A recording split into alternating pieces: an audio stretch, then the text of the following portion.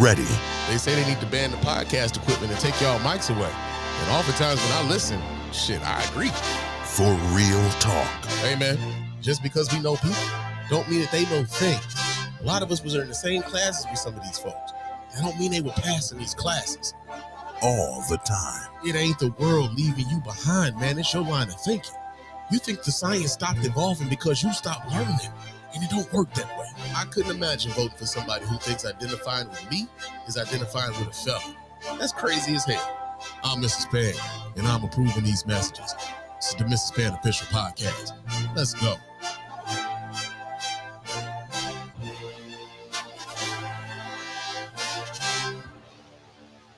Yo, what's going on, everybody? Welcome to the Mr. Spann Official Podcast. I'm your host, Mr. Spann. This is episode number 73 of the show. And yeah, man, shit. When I say life was getting in the fucking way, life really did a number on your boy, man. Real talk. As many times I feel like I wanted to try to get to this mic, there was something that was just keeping me from getting to it. And other than that, I ain't got shit for you. You know what I'm saying? I really hate that I was away for so long, man, because there was so many things that were happening that I kind of wanted to speak to, but I couldn't do it, man. And so tonight, man, I just want to make sure that we get, we're gonna talk about some stuff. We're gonna talk about some stuff, and I want to make it. I'm trying to figure out ways to where I can get to the microphone without necessarily just sitting here at my desk, so to speak, where I can actually like kind of bring you guys content that doesn't just require me sitting right here, that I could probably be in my car or something. I could be out and about and whatnot. So I'm trying to figure out ways in order to do that. But yeah, man, my sincerest apologies about being gone for as long as I have been gone. Right. So real talk, man. I will try never to be gone for as long as I have been these last few weeks, man. Real talk. But like I said, we got some things to talk about. Some things have been on my mind, man. First things first, let me give out a shout out to my baby cousin, Layla, man. She just turned 21 today. So, I'm sorry, is it 21 or 22? I'm sorry, baby, if I'm forgetting it was 21 or 22.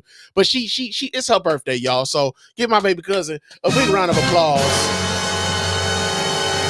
I'm not sure if that was the right sound effect that I was looking for, but y'all know what I mean. We celebrating, birthdays up in here. You know what I'm saying? Also, big shout out to my friend Corey Bell. She's out here doing the damn thing, man. I had a chance to see her over the course of the time when I was away. She was opening up. She's been opening up on the Cat Williams tour. So Cat Williams is touring around the country. She's been opening up on that show, and she's working with comedic legends like Cat Williams, like Tommy Davidson, like Mark Curry, like Monique, like Red Grant. Like and she's gone from doing like the local clubs and stuff like that to opening up in arena tours and shit. So like I'm super proud of my friend. Got a chance to see her when that tour came through here to Detroit. So that was fun. That was a nice good night out and whatnot. But it's always good to see your friends doing well, man. So shout out to my friend Corey Bell for for everything that she's got going on. I believe she's going to be back here in Detroit sometime later this month. No, I'm sorry. It'll be in June. Next time I see her. So yeah, man. Big things for folks in my life, man. And so I really want to promote that and highlight that. You know what I'm saying? But yo, man, it's been a lot going on, and we just gonna kind of get into it. I ain't got no random thoughts or nothing like that. We just gonna get on into the show. But of course, before we do that, we got to get the business out of the way. I got to remind you guys how to get in touch with us over here at the Mr. Spann Official Podcast and let your voice be heard.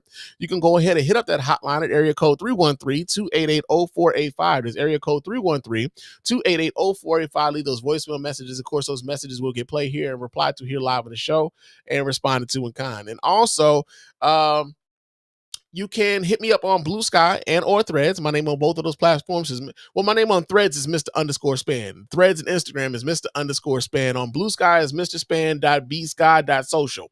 Okay, but you can reach out to me. I'm on both of those platforms, man. Chop it up with your man Spann throughout the week. Also, go to our channel on Spotify. You can go to well, if you're listening to us on Spotify, leave us some comments there on Spotify.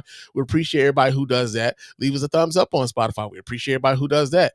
If we have any polls on Spotify, if you participate in the polls, we appreciate that. All of your feedback is very much appreciated here over at the Mr. Spann Official Podcast. Also, if you're watching us via YouTube and or Facebook, go ahead, leave us a comment there. Those comments will be read back here live on the show. If you're live while we're doing it, those comments will be highlighted, and we'll talk about what you're talking about while we doing the show, right? But in the meantime, like if you catch us when we ain't live and you just want to say some shit, go ahead and say some shit so we can come back and talk about the shit that you said before, right? So yeah, man, we really appreciate that, man. Contact us in all of those different ways: Spotify, YouTube, iTunes. Leave us a 5-star review on iTunes. For those of you who do that, that doesn't cost you a dime, man. Just a couple minutes of your time to let everybody know why you're rocking with us over here at the Mr. Spann Official Podcast and the Spann Report Podcast Network in its entirety. Go ahead, leave us those 5-star reviews. We really appreciate that. It helps us grow as a podcast. It helps us get the word out to other people who may be interested in what we got to say over here. And it's, like, again, it doesn't cost you anything to do that, man. So we really appreciate everybody who does that. And if you do want to buy yourself some merch, if you want to help us out in a real tangible way when it comes to donating monies or anything like that, we do have a store. The link will be in the show notes. Our store has our merch. We have t-shirts, we have hats, we have coffee mugs, we got mouse pads, we got laptop, we got the whole shebang, man. We got trinkets for you, man. We got the nice trinkets for you in the Mr. Spann Official Podcast store, the Spann Report Podcast Network store, and we really appreciate everybody who would support us in that way, man. Real talk. But yeah, it is time for us to get into some of this news that we got going on here, man. Some of the news. So let's talk about it.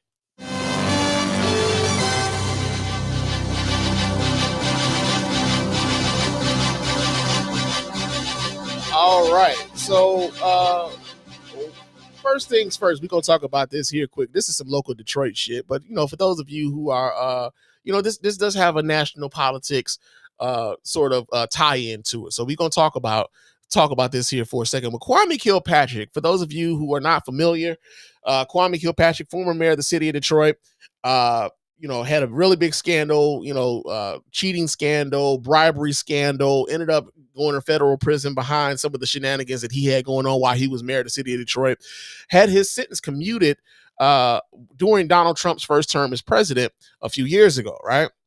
But apparently, Kwame Kilpatrick has been he's been under the impression that he's going to get a pardon from Donald Trump in exchange for him campaigning for Donald Trump. Yeah, man, and we get this story here. This comes from DeadlineDetroit.com, and I'm going to pull this up here. But from the story, it says, State Representative Karen Whitsitt made news recently when Bridge, Michigan reported that former Mayor Kwame Kilpatrick left her a voicemail asking her to remind President Trump that he had promised him a pardon during the first month of his presidency if he campaigned for him last year. Now, for those of you who've been listening to me, y'all know I've been a real big critic of Kwame Kilpatrick, especially for his advocacy for Donald Trump. Right now, I know a lot of folks will be like, well, damn, Spann, what you expect him to do? Donald Trump got him out of prison, this, that, and the other. And I'm like, yeah, I hear y'all, man, but at the same time, understand that, like, for anybody who's been paying attention, Donald Trump doesn't mean the city of Detroit any motherfucking good.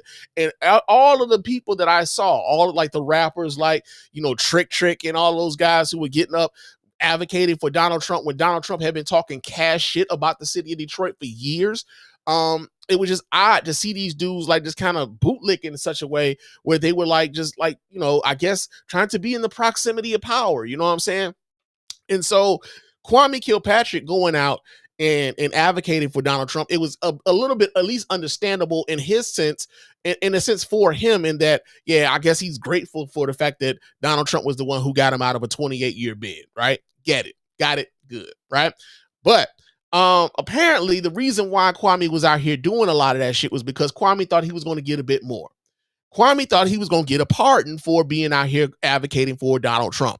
Now, the reason why it's important for Kwame to try to get the pardon is because Kwame Kilpatrick owes the city of Detroit over $800,000 in restitution for the for the scandals he had and he got convicted for before. Nigga! So he owes the city of Detroit $800,000. The pardon would wipe that debt away from Kwame Kilpatrick. So this is why we saw Kwame Kilpatrick advocating for Donald Trump on behalf of Donald Trump to the city of Detroit and plenty other places. Not necessarily because he was doing it because he thought that Donald Trump was going to do a good job for Detroiters and everything like that. No, Kwame Kilpatrick had a very vested interest in why he was doing it. And now it's making a whole hell of a lot more sense why he was so adamant and doing a lot of the things that he was doing.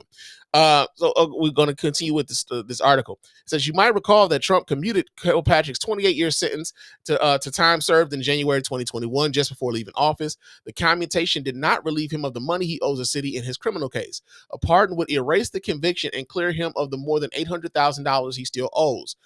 Whitsitt, a Democrat, developed a relationship with Trump during the pandemic, thanking him for saving her life by supporting the use of hydroxychloroquine as a treatment for COVID-19. Now, we also know that hydroxychloroquine was not an effective treatment for COVID-19, but she was one of those folks. So I remember, at that time, like just kind of like, making. She was one of those folks who like was bucking against a lot of the constituents that she represents at the time, right? Ironically, she's still in that position. So I'm wondering if they just simply forgot who she was, right? Because unfortunately, man, when it comes to some of our elected officials, people just get into a habit of voting for the name that they already know, despite the fact that the name that they already know might not necessarily be effectively advocating for and representing them in the way in which they feel like they should be represented. She was among those who in 2020 personally reached out to Trump to advocate for Kilpatrick's release from a prison in Oklahoma. She said Trump initially dismissed her, but later agreed to take another look at the case. Now Whitsitt tells the Detroit Free Press investigative columnist M.L. Elric that she's reluctant to contact Trump about Kilpatrick's situation. First off, she tells Elric that she doesn't believe Trump would have offered Kilpatrick a pardon in exchange for support in the 2024 presidential election. That part, I don't understand why. I don't understand why she would believe that Donald Trump wouldn't offer him that. Like Donald Trump is a very transactional motherfucker. Anybody who's been paying attention knows that Donald Trump is very transactional. Do this for me, I'll do this for you, yada, yada, yada. So, like, the fact that she's out here talking about something, I don't know if he really would have done that. Like, bitch, are you paying attention? Like, everybody knows this about Donald Trump. She also believes that Kilpatrick was guilty of the corruption charges that he was convicted of in 2013. There's absolutely no way he would say, you campaign for me and I'll do this for you. Yeah, again, like I said, like, ma'am, do you know who you talking about? Whitsitt told Elric, adding that if that was the case, he would have let him out earlier. Kilpatrick responded by text message Kilpatrick responded by text Sunday evening. So this is actually some breaking shit. This just happened.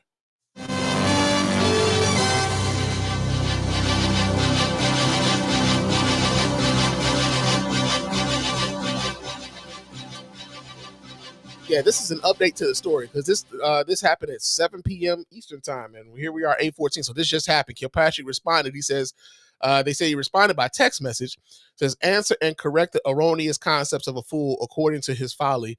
Otherwise, he will be wise in his own eyes if he thinks you agree with him. Proverbs 26, chapter 26, verse 4-5. Okay, so again, Kwame is out here on the I'm a minister tip. He's quoting the Bible. Okay, buddy. I spoke to President Trump personally at the White House back in February, and I said to him, if you never did anything else for me again in your life, you have done enough. I have not begged anyone for a pardon, including the president. I am so excited about life and what the Lord is continuing to do for me and my family. Says that Elric writes that Whitsitt, who is running for Detroit City Council, is unlikely to bring up Kwame Kilpatrick's situation in future conversations with Trump. Now, ironically enough, Kwame says that he hasn't asked Donald Trump or anyone else for a pardon. Well, apparently this lady whom he asked for to remind Trump to ask for the pardon has released the voicemail that he left on her phone. The voicemail that he left on her phone specifically asking her to ask him about the pardon that he supposedly got for doing all the campaigning. So he's So let's listen here to what Kwame Kilpatrick was asking this young lady for in the voicemail. Hey, State Rep, I'm about to speak here in North Carolina, but I wanted to get this message to you. I couldn't type it. Yeah, I was at Mar-a-Lago talking to him. He promised that in this first month in office that he would give me a pardon. I told him that I go to work, and I did.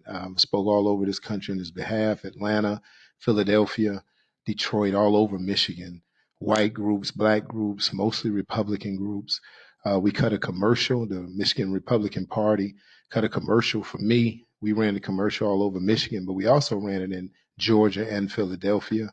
The small groups that came together for when he was at Lorenzo's church. I had a meeting with that small business group downtown earlier at table number 2 before they met with the president.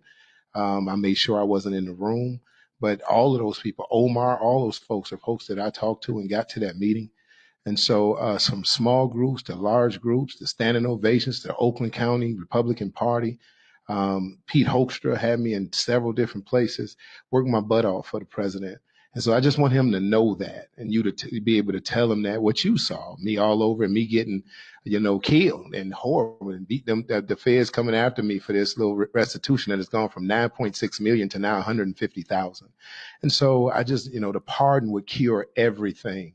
I'm not a beggar. I'm not like a bitchy guy. I don't have any other way to say that. So I don't run behind folk. I just want my work to speak for itself. But I do need people sometime to say something good about what I've been doing on his behalf. So I hope you get a chance to say that. I'm about to get up on stage now. I'll talk to you later.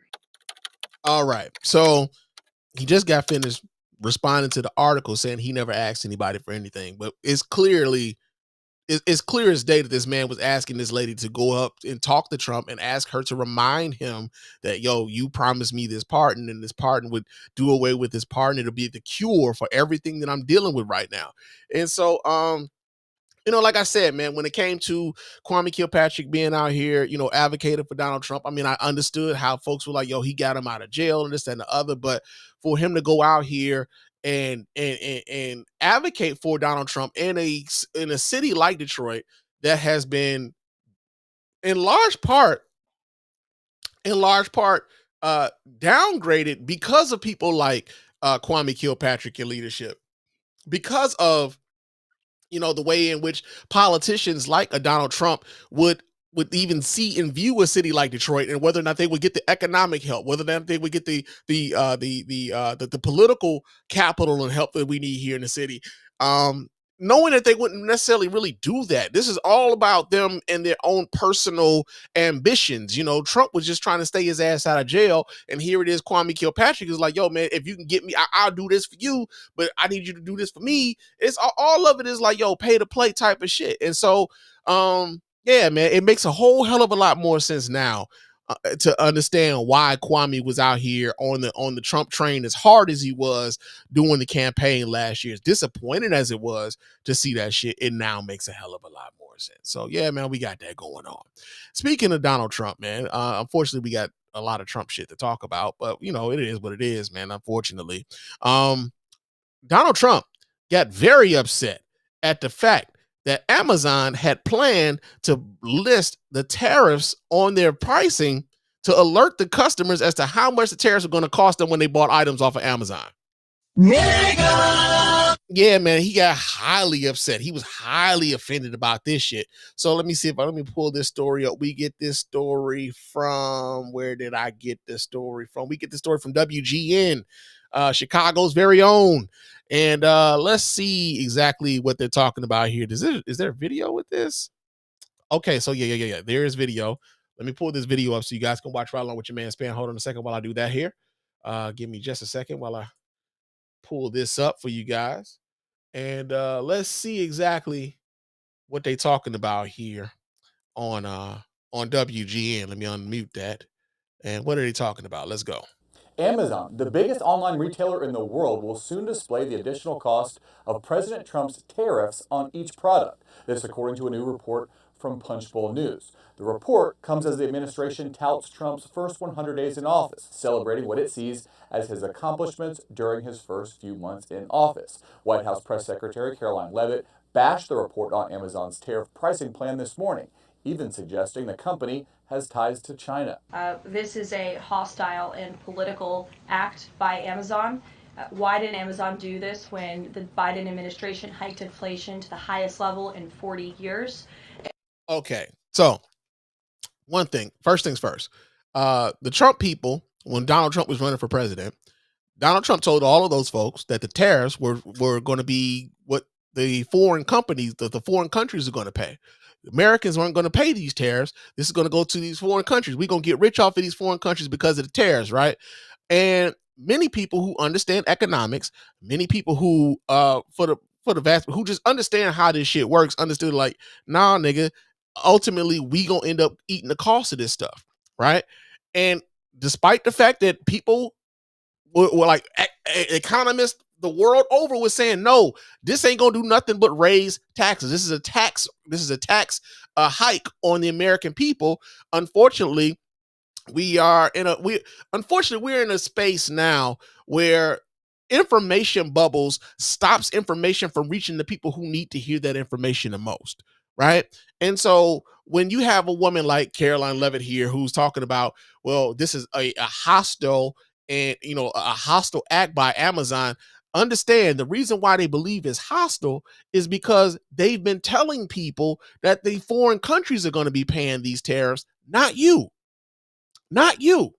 They don't want you to know. They don't want their people to know. They don't want their supporters to know that they've been bullshitting them the entire fucking time, that these tariffs are a tax on you, right? Now, I understand the reason why they thought that these tariffs would be good is like, well, if we can wean our people off of these foreign goods, that we can bring the manufacturing back to America and we can make America great again because we're gonna be making this stuff again, right? But you've had 40 years of American people being able to buy these goods cheaply. Americans are not about to work in these factories cheaply. They're just not. They're not going to do it.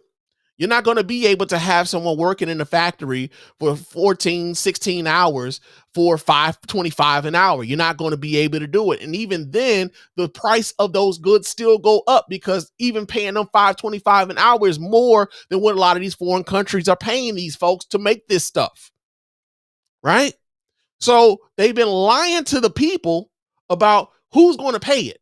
These foreign countries are going to pay it. Trump has no authority whatsoever to make a foreign country pay a tax, which is what a tariff is. He has no fucking authority whatsoever. We can't just say, well, fuck it, we're going to tax them and we're going to. So the idea that we were going to tax the world, and it's the same lie. It's the same lie he told when he was talking about the wall. When he ran for president the first time, Donald Trump told everybody, yeah, we're going to build this big, beautiful wall and Mexico's going to pay for it. And the minute he became president the last time, he was trying to figure out ways in which he can commandeer funds from the federal budget in order to facilitate building of said wall. The wall that he said Mexico was going to pay for. No, the American taxpayer was going to pay for that. In much the same way with these tariffs, the American consumer is going to pay for that. He's been lying to y'all all the time. For those of you who like support him, I'll say that. Not to the people who I know who listen to me, who know it's all bullshit, but y'all get what I'm saying. Right? You've been lying to these motherfuckers to their face. This is why they were so upset about the idea of Amazon making sure that people knew that the reason why this shit went up is because of that Trump tariff. And I would also add that it's not a surprise because, as Reuters recently wrote, Amazon has partnered with a Chinese propaganda arm.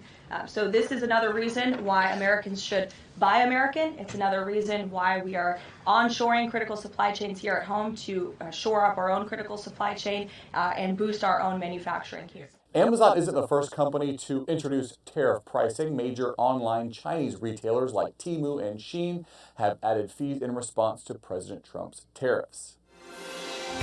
All right. So we got a comment here. Games and Drink says she be capping. And yeah, man, she be lying her ass off all the time. She is much worse than Kayleigh McEnany. She is much worse than what's old girl name? Conway, Marianne Conway.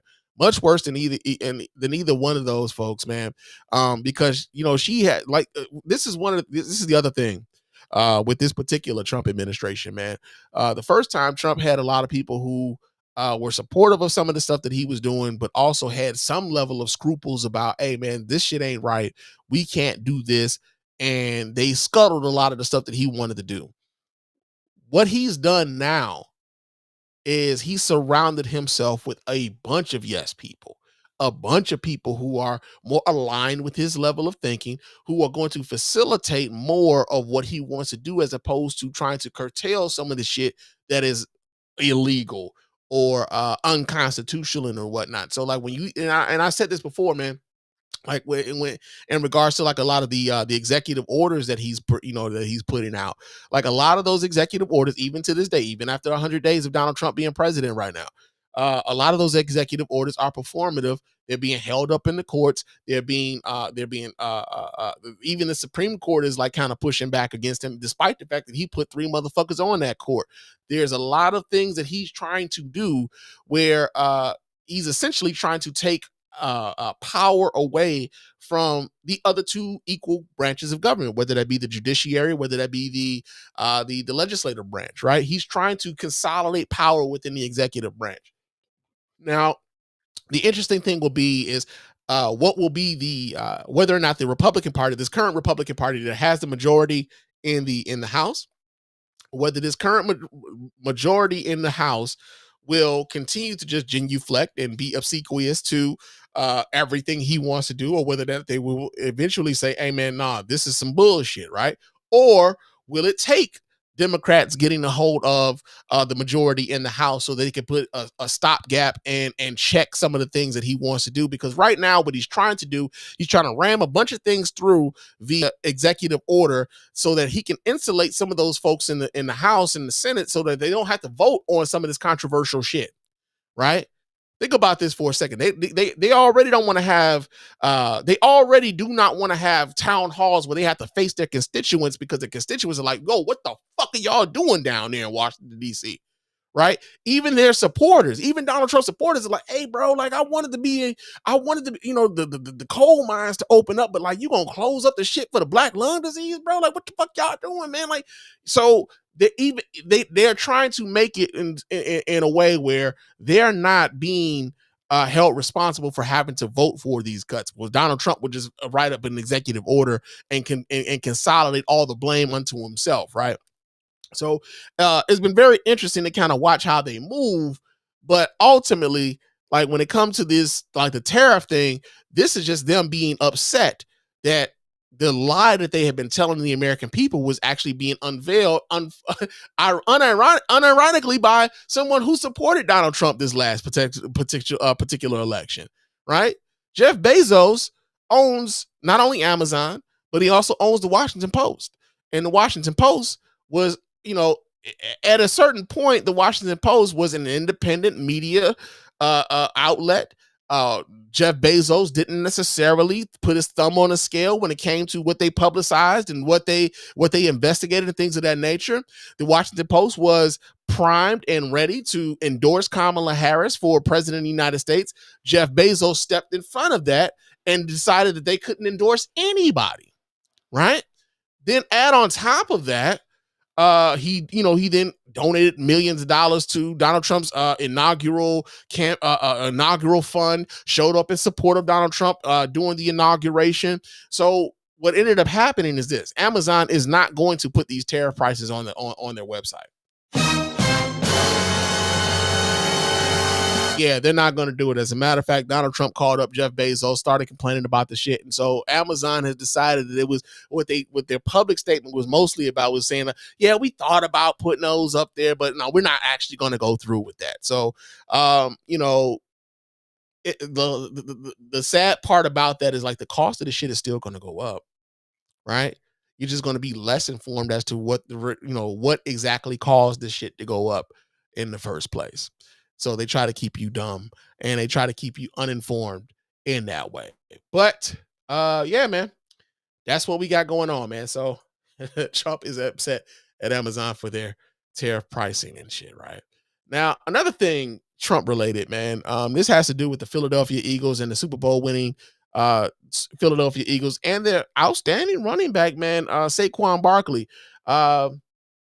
He decided that it would be a good idea for him to not only be at the White House for, the Philadelphia Eagles and to go to the White House for, celebrating their championship, but also to not to fly around with Donald Trump on Air Force One and to go golfing with Donald Trump and including with that.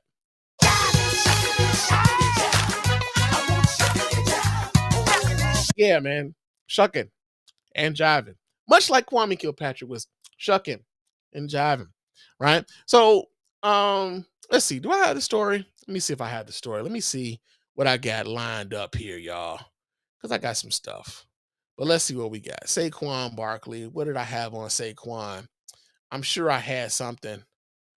Damn, I don't have it. Oh, there we do. Yeah, we do. We do. We do. We do. We get this here from the Times of India.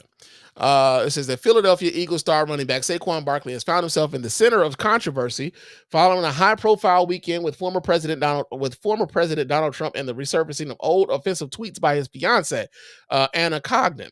The firestorm comes during what should have been a celebratory moment, the Eagles Super Bowl victory visit to the White House. Just days before the team's scheduled visit to the White House, Barkley joined Trump for a round of golf at the president's Bedminster, New Jersey club. Barkley even flew to Washington aboard Air Force One with Trump, with cameras capturing them stepping off Marine One together. Trump joked that I wanted to race him, but I decided not to do it, calling the Pro Bowl athlete a nice guy. But the images sparked outrage online, especially given the political tension surrounding Trump. Critics accused Barkley of aligning himself with the divisive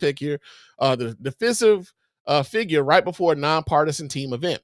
Barkley responded directly on social media, writing, "Get out of my mentions with all of this politics. Some people are really upset because I played golf and flew to the White House with the president. Maybe I just respected office, not a hard concept to understand." He also pointed out that he had previously golfed with Barack Obama, emphasizing his stance on respecting the presidency, not the politics. While Barkley was defending his Trump appearance, his fiancee Anna Cogden came under fire for a different reason. Social media users resurfaced tweets that she made as a teenager in 2012 and 2013. Goddamn, they went to the teen shit. Oh, man. That contain racial slurs and insensitive language, including the casual use of the N-word. The tweets drew heavy criticism, especially since Cogden and Barkley have a biracial child. Though the posts were over a decade old, many questioned whether they reflected deeper views. Neither Cogden nor Barkley has commented on the matter publicly, but the timing of the leak just ahead of the Super Bowl raised suspicion about the motives behind it. Now, here's the thing, right? I think Saquon Barkley is living in a time where I think he's living in a time before we had someone like Donald Trump become president. Had this been, I don't know, like, had this been like a time where, like, you know, you were looking between George H.W. Bush and Bill Clinton, maybe even going so far as between George H.W. Bush to Obama, right? I don't know if you get the same level of pushback on, you know, you going to the White House and you being seen with the president and all these other things. Even as bad as George W. Bush was, I don't know if he would get the same level of pushback that he's getting now because of his acceptance of Donald Trump and his friendliness to Donald Trump, right? You know, and like I said, as bad as as bad as George W. Bush was, like, to the point where even Kanye West was saying George Bush doesn't like black people. And now you look at like Kanye and, like, you know, if I had to choose between George W. Bush and Kanye, nigga, I don't know. George W. Bush is looking mighty good on the racial draft right now. That's just how crazy life is, right? But I think, you know, it's a bit naive of Saquon Barkley to believe that he can just leave the politics behind, especially considering how some of the politics affects the communities from which Saquon Barkley comes from, right? When you look at some of the policies that Donald Trump and his administration have been advocating, especially considering some of those on a racial front, when, you know, they basically taken everything to mean black and giving it some sort of made it a three-letter slur, right? Before they tried to they've made BLM somewhat of a bad thing, right? To assert that Black Lives Matter in America, like, that's now a bad thing, right? Their condemnation of critical race theory, where we're studying the effects of racism and how racism is embedded in the systems of America. Now that is a bad thing. And then when you start teaching kids the history of America, they consider that critical race theory, and we don't want our children to learn all of the things that has happened in this country, right? And then further that on into DEI, how now all of a sudden all black people, all people of color, all women, all people of a certain sexual orientation, all of the advancements that they have made have not been because they have been qualified for those positions, but because we have set aside these positions for people of color and these marginalized groups, right? Not because they're good, but just because we've lowered our standards for those folks, right? This is how they've tried to frame everything, every advancement that people of color have made in this country for the last 60 to 70 years. They're trying to erase it, right? Even to the point where where they didn't want for a hot second, they were taking out the Tuskegee Airmen, so like new air people, like new cadets at the Air Force Academy couldn't learn about the Tuskegee Airmen, where they were trying to take Harriet Tubman out of certain, like shit, what was it with Harriet Tubman? I'm forgetting exactly what it was with Harriet Tubman, forgive me. But also, like, even when it comes to the African, the Smithsonian and the African American Museum down there, where they want to try to change up how we talk about the history of this nation, and how they're already removing artifacts from that particular museum to more align with the political ideologies of how Trump wants Americans to learn about the history of this nation, right?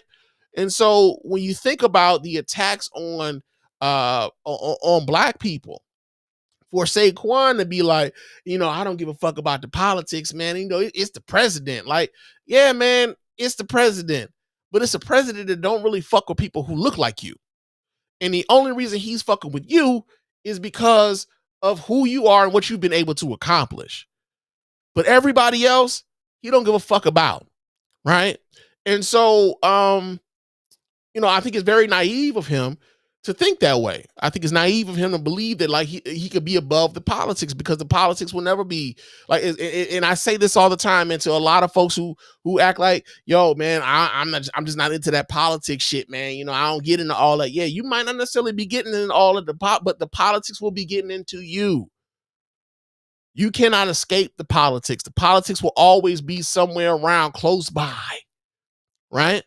And so it's unfortunate that he thought that he was going to be above that. But then on top of that, like, it doesn't surprise me that people went and they saw, oh shit, now you compound his attitude about being around someone like a Donald Trump, and then of course he's with a white girl, and then the white girl, they done found out that she done said nigga a few times, and people ain't gonna go, they ain't cool with that shit, and they like, yo, man, like, so this, like, hold on, bruh. Well, what kind of brother are you, where you cool with your woman out here saying, dropping the N-word so casually, and also you cool with, like, the shit that Donald Trump got going on, and the only thing you can say to the rest of us is, I got to chill with the president. Like, people don't give a fuck about the presidency in that way, especially considering how antagonistic the presidency has been towards our community, right? And so, yeah, man, Saquon, he caught this heat. Rightfully so, because we don't have the room. I don't think any of us have the room, especially those of us of color. I don't think we have the room to be ignorant to the things that are happening. I don't think we have the room to be able to, like, be above it all. Like, no, we can't be above it, man. And it's not about so much about being in the mud either. It's just about being aware. We don't even have the excuse of being unaware anymore. There's too much information available to us at all times. Everybody's walking around with a goddamn supercomputer in their pocket. We all have access to the information. Saquon Barkley made himself look stupid to a lot of folk. So you got that going on. Another thing too, right? Before that, the other part about this, when it comes to the Philadelphia Eagles even going to see Donald Trump at the White House, I think this is one of those things where, and Saquon also feeling comfortable enough now to go and chill with Trump in this way. I think the fact that Donald Trump won the popular vote this time has really given people who are supportive of Donald Trump, I think it's really given them the green light to be more open about their support of him, because they believe that there's so many more of them, right? forgetting the fact that, like, yeah, he might have won the popular vote, but even in his winning of the popular vote, he still never cracked 50%. Donald Trump is not as popular as his supporters think he is, right? He still has never cracked over 50% of the vote, even though he won the popular vote. He never won over 50%. So he's not as popular as he believes he is. He's not as popular as his supporters believe he is. And I think what that has done is it's made them feel more emboldened because they won the popular vote this time, right? They didn't win the popular vote in 2016. They didn't win the popular vote in 2020. They barely won the popular vote this time. And so I think now it's giving them this sense of, well, shit, it's more of us now. Like, no, not exactly. A lot of people decided to stay home this time, unfortunately. And, it results in us getting a president who has been, who's an adjudicated sexual offender and is a felon 34 times over. So yeah, man, we got that going on. Another thing, man, I think, yeah. I think this is the final Trump thing. Good riddance, right? But we got another thing here. So why does the media keep centering Donald Trump like supporters and shit? I kind of wonder what that is. So recently, CNN did this thing where they were talking to like 3 black Trump supporters. I believe 2 of them were from South Carolina, one of them was from North Carolina. And like the media keeps doing this thing where they keep going out into the country and they want to talk to the Trump supporters and they're trying to figure out, how did you come to vote for Donald Trump? And what is it about Donald Trump that you like? And would you vote for Donald Trump again if you had the chance? All these other things. And I'm trying to figure out, man, like, I can't remember a time, man. I really can't remember a time, even like during Barack Obama's presidency, during Joe Biden's presidency. I can't remember a time where there was a singular focus on the people who supported one particular candidate, and they continue to keep asking the people who supported that candidate, who won the presidency, about their continued support of him. I can't remember a time where that was ever a thing until Donald Trump. And they continue to do this. And I'm wondering whether or not the media, well, not even so much wondering. I know the media is a little bit is complicit in how we got to someone like a Donald Trump because of the lack of coverage, so to speak, of some of, you know what? I take that back. They covered this shit. I take that back. They covered this shit. I think what they're doing is they're trying to draw eyeballs back to cable news, to mainstream news, because so many of those eyeballs are going to social media, so to speak. So that's probably the reason why they're doing that. Still doesn't mean I like it, right? But they spoke to these 3 black Trump supporters, 2 women, 1 male, and let's just say that some of their answers left a lot to be desired. So we're going to analyze a little bit of what it is these folks were talking about as far as why they were supportive of Donald Trump and whether or not they would support Donald Trump again. So let me go ahead and pull this up so you guys can watch right along with your man Spann. Let's see. Let me do this here. And all right, here we go. Let's see what they're talking about. We started off the broadcast tonight with the president's cabinet shakeup, and that's, of course, only a fraction of what's unfolded over the last 102 days of the second Trump administration. The question is, what are voters making of it all? CNN's Van Jones has been talking to Trump supporters dating back to 2016. He is, as you know, a Democrat who is a former senior advisor to President Obama. For tonight's report, he met with a small group of black voters, a man and a woman from South Carolina and another woman from North Carolina, all of whom voted for President Trump. CNN's exit polling shows Mr. Trump got 8% of the black vote in 2016, and that grew slightly into the teens over the next 2 elections. Here's Van's report from Greenville, South Carolina.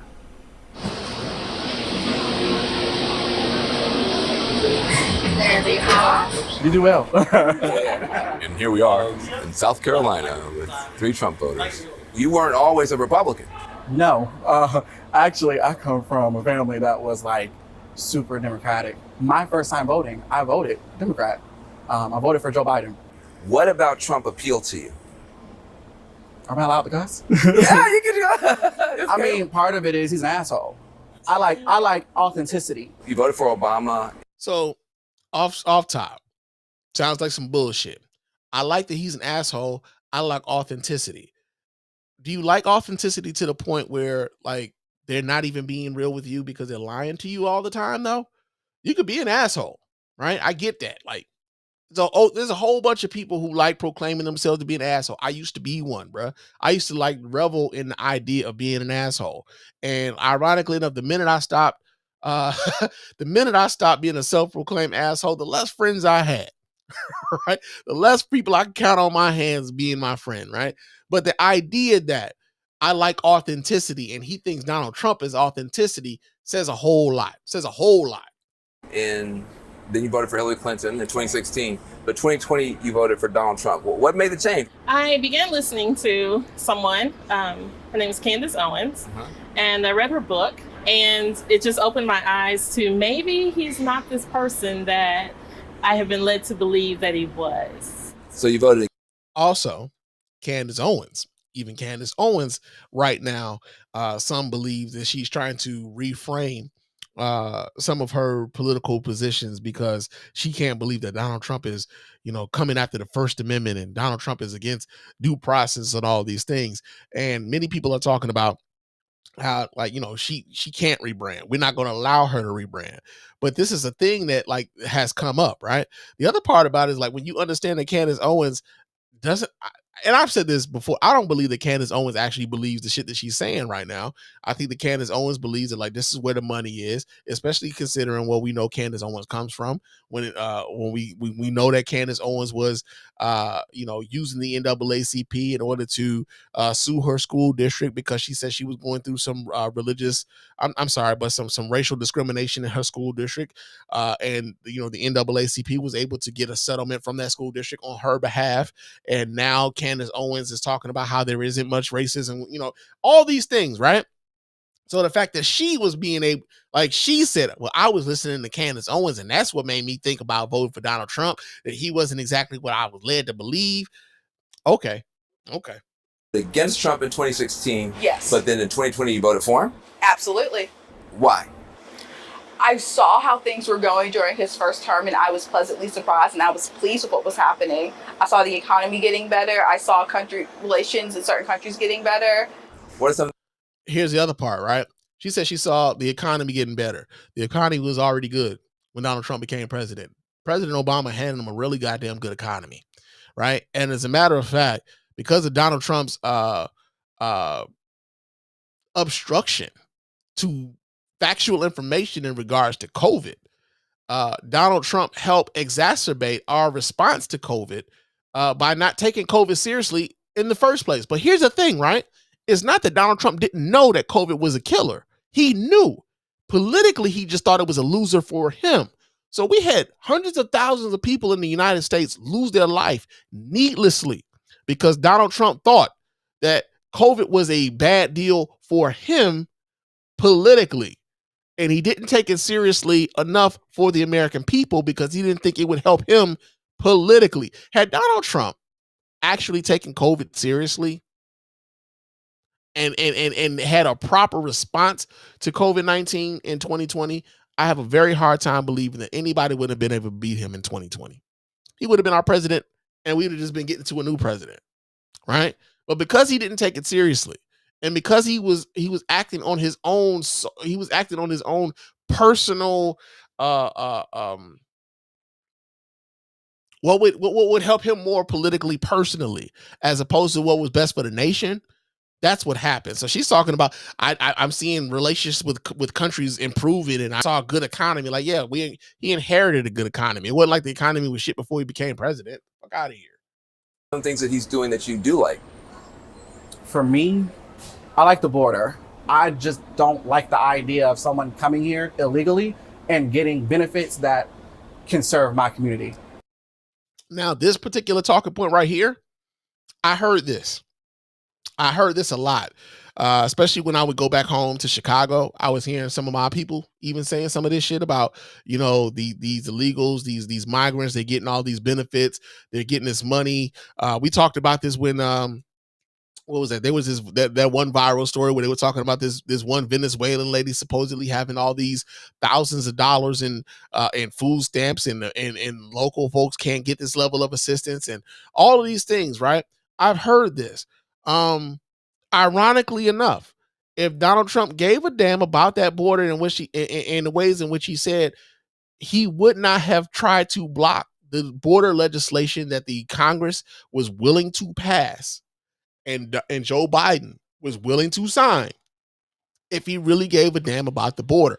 The only reason the whole border thing was left open was because Donald Trump knew that was he was leaving that shit open, and he had the Republicans leave that shit open for him to be able to run on. If he didn't have that to run on, then, checkmate, right? So the idea that a lot of our folks was thinking like, yo, they getting shit that we should be able to get. And in all honesty, I think a lot of that was just, I think a lot of that was misinformation. A lot of folks were seeing people in desperate situations getting some level of assistance and just being upset that they were getting any level of assistance whatsoever, right? Whether they be citizens or not, because even like, let's keep it a buck. Even some American citizens, if you see that they're getting some level of public assistance, there are Americans who are upset that Americans are getting some level of public assistance. Think about how many Republicans are upset at the idea of there being free lunches at school. Those are kids. Those are American kids at that. And some of these folks are upset at the idea of even feeding these kids, right? So this idea that these migrants were coming and they were taking up resources that could better serve our communities, like I heard this sentiment quite a bit. This is informant. I've heard this. So that's the reason why I support him on that border policy. When you think about the border, you think about people coming here who are getting more help than people who live here and who were born here. Yeah, and I got that perspective not from news channels. I got it from social media. TikTok is like a holy grail. We even see it with the things that we learn about the United States government. Okay, so this is an issue, right? This is an issue where this man just said, I got it from TikTok. I'm getting my information from TikTok. I didn't get it from the news. I got it from TikTok. The sad thing about that is that like the stuff that you see on TikTok, some of it can be correct, some of it could be incorrect. Problem is nobody's there to vet whether or not it's correct or not. And then you also have the algorithm feeding you certain things to make you, kind of think a certain way about certain shit. Like there's certain things that you like seeing, they're going to feed you more of the shit that you like seeing. Right? So it becomes this echo chamber. Everything that it starts reinforcing all of the biases that you already have about certain things. Right? And so he fell into a rabbit hole. And he's out here saying this is the holy grail. No, bro, you probably should diversify your motherfucking information, your information pool, as opposed to saying TikTok is the holy grail, because TikTok isn't being vetted by anybody to be true or not. Right? Take for instance, right? Think about this for a second. TikTok is a Chinese-owned company. China is allegedly one of America's enemies right now, right? You don't think that TikTok, if it's being controlled by the Chinese government, has a vested interest in promoting certain narratives to you as an American consumer of their of the content that is being produced and placed on TikTok, right? Like I remember when, like just recently, people were talking about how China and these Chinese manufacturers of goods were saying that like some of these luxury goods that you guys buy, or that myself included, that some of these luxury goods that we buy aren't necessarily made in Italy. They're not made in these other places. They're made right here in China, and we basically build up the shell and then we send it off to them, and then they put their finishing touches on it, and then they put the tag in that says it was made in this other place. But most of the stuff that you buy comes from us, right? And I remember I was like, damn, I was looking at my glasses and shit, because sometimes I get like some really nice frames, right? And I'm like, shit, is my shit really handcrafted in Japan and all this other stuff? Like, I fell down that rabbit hole, right? But ultimately, like, what is it like? Why were they promoting these videos to Americans, right? Why were they promoting these to us right now? And as someone who is anti-Trump, as anti-Trump as a motherfucker could ever really be, even I was like, are we sure about this information we getting here? And unfortunately, we have a lot of people who are not as scrupulous as to how they're getting their information, where they're getting their information. They're not going through the breadth of the truth of where they're getting their information. Man, a lot of people, they see shit online and they just roll with it. They just roll with it.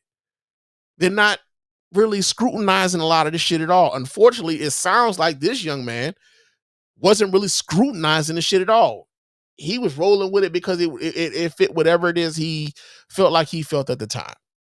Outside of the United States, people are showing Americans, hey, look at what's going on. Do y'all know that your government is doing this? Have you seen this? Have you looked at it from this perspective? You know, people, when they think about a Trump voter, they usually think about like a white dude with like a red hat on and a pickup truck, and y'all are not that at all. So Donald Trump's team went in, they took down Harriet Tubman's picture for a quick minute. They're trying to like knock out the black museums. What does that have to do with the price of eggs, and how does that impact you? In some ways, it's a slap in the face. In other ways, I don't care. That says a lot. That says a lot. In some ways, it's a slap in the face. You are willing to take slaps in the face from someone you support for president and not care. How do you campaign against something like that? How do you campaign against something like that, where people are willing to belittle themselves, to take disrespect, and say that they don't care that this candidate openly disrespects them and will slap them in the face? They don't care. How do you campaign against something like that? I don't know if you can. I really don't know if you can. I care more about how I'm going to take care of my children. I don't think the average American cares about that. I know I am sick and tired of seeing black people sit there and complain about something, but not taking action and steps to actually try to change things in an appropriate manner. Under the Trump and Biden. So, according to this young lady, black people aren't trying to do anything. We just complaining.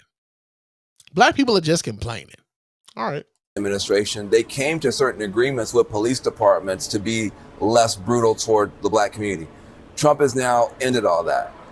How does that help the black community? I have a lot of issues with police reform and just with how police officers are treated as a whole. My husband is currently... Hold on. So he asked them, yo, there have been agreements between the Trump administration and the Biden administration with police departments to treat black people less brutally. And she has a problem with police reform, not because of how they're treating black people, but how they're treating the police. Just nigga, come the fuck on, bruh. Come on, man. Get the fuck. Going through the process to become a police officer, the amount of hatred that cops get, even the best ones, I think has become a huge problem, because it has been, especially around election times, when it definitely comes out of like, oh no, the cops are bad, the cops hate you because you're black, they're immediately deemed as evil. How many black people is she around? I'm honestly asking that sort of question because we don't, like, black people don't need the media to let us know that the cops don't necessarily look at us in the same way and treat us in necessarily the same way that they treat our white counterparts. We've had our own interactions with these police officers. We've had our own incidents with these police officers. Black people aren't waiting for the media to come around to tell them that the police don't treat them exactly the same way that they treat white folks. Black people have been saying this shit since before the media even caught on to this shit. As a matter of fact, it took for these things to be videotaped for white people to even pay attention. Until Rodney King was getting his ass whooped by the police and this shit was videotaped for the nation to see, white people was like, oh no, you niggers are lying. That shit doesn't happen. And then when they see it, it becomes, now they got to move the goalpost on that. Well, what did he do to deserve that? Like, what did he do? Like, he could have just pulled over, he didn't have to, go on a high-speed chase or something. Why didn't he just fucking comply? So the goalposts continue to move. But for you to get on here and say, well, the media starts telling black people that the police don't like y'all, it's like, baby girl, nah. We don't need, and we don't have to wait for the media to tell us how police are treating us. We got our own fucking experiences with that. We know what it is. And because your man, is seeking to become a police officer, hopefully he's a good one. But if this is the attitude of his lady, I'm kind of questioning whether or not he's gonna be a good one. Maybe he's one of those motherfuckers who's gonna be one of them, one of those piss poor ass, I'm blue first before I'm black type of police officers. Who knows? Don't know. Hopefully he isn't, but it wouldn't surprise me if he turns out to be. That's what I'm saying. This man is talking about running for a third term. Now, what do you think about that? The third term, for me, absolutely not. I think it's at the end of these 4 years, it's time to move on. This is a prime example of him trolling people because people have said, like, oh, if he gets in the office, he's going to be a dictator. He's going to try to run for a third term. So he's like, okay, y'all think I'm going to do that? I'm going to mess with y'all and say this to take y'all out. I thought you loved. Here's the thing, right? I remember before Donald Trump lost the 2020 election, there were people who were like, yo, man, I don't know if this motherfucker's going to try to leave. I don't know if he's going to leave peacefully, if he loses this election. And what did we find? When he lost the election, on election night, this motherfucker like, nah, I didn't lose. As a matter of fact, we won this election fraud and everything else, right? All the way up to the point where it culminated in a fucking riot at the Capitol on January 6th. And a lot of Republicans would tell you that, they wouldn't even admit that he lost the election. Wouldn't even admit it. And are still being election deniers and saying that Donald Trump won that election. So forgive us if we don't necessarily believe this son bitch when it comes to whether or not he's going to honor to leave peacefully a second time. He has a track record. We don't have to wait for this nigga to troll nothing. She's talking about, oh, he's trolling. He's trolling. Like, you ever notice how, like, the most severe things that Donald Trump says, all of his supporters always talk about, he doesn't really mean it until it happens. And then we're supposed to just act like we didn't hear what the fuck we heard. But how do you campaign against something like that? Where even the people who supposedly support this dude don't necessarily take him seriously on the shit that he says and means. Right? He can say some shit and mean it, and they will give him an excuse as to why he doesn't really mean it. He's joking, he's trolling, and everything else. How do you campaign against something like that? So I guess the question that I would ask now is, going forward, when it comes to the media, I'm going to need them to start going out and asking a bit more questions, not so much about Trump supporters, but asking like middle America and not even just middle inner city America too. Hey man, what is it that you guys really need in this community? What are you looking for in your next presidential candidate, as opposed to continuing to center these goddamn Trump supporters? Because it's been 10 years up to this point. We know these people don't give a fuck about facts. We know these people don't give a fuck about having any level of integrity in terms of the type of candidate that they're looking for. Let's see exactly what the rest of America is looking for. Because ultimately, even now, even with him winning the majority, the popular vote this time, he's still underwater with the American people. So let's start finding out what the rest of the motherfucking American people really want in their next president. That's what I believe we should be doing, instead of continuously centering these stupid goofball motherfuckers, man. Real talk. So, yeah, we got that going. We got that going on. Now, another thing we got going on, man. I didn't say a whole lot about this particular thing when it was happening, man. And I wanted to wait until I was able to get to the microphone like this and really speak in depth about it, right? Shedeur Sanders. Shedeur Sanders was drafted in the 5th round with the 144th overall pick in the NFL draft this last weekend or so. And a lot of the talk around Shedeur Sanders' pick was the fact that, many people believe that he was going to be a top 10 pick. A lot of folks were like, yo, man, Shedeur Sanders is going to be one of the top 10 picks in the draft. He's one of the top 2 quarterbacks in this NFL draft. And all of the draft, all of the mock drafts and stuff like that got Shedeur Sanders number 2. Bill Kiper, he got a number 2 in the whole thing, man. So Shedeur Sanders, number two, right? He gonna be in the top 10. And that didn't happen. It didn't happen for Shedeur. So interestingly enough, it was almost predictable in the sense that, like, a lot of people were going to lean into the idea that the reason why Shedeur Sanders didn't get drafted was because the NFL was trying to humble said Shedeur Sanders. Now, some of the rhetoric, I really can't buy. Some of the rhetoric I can't buy. And I'm gonna go all the way back to, why I felt like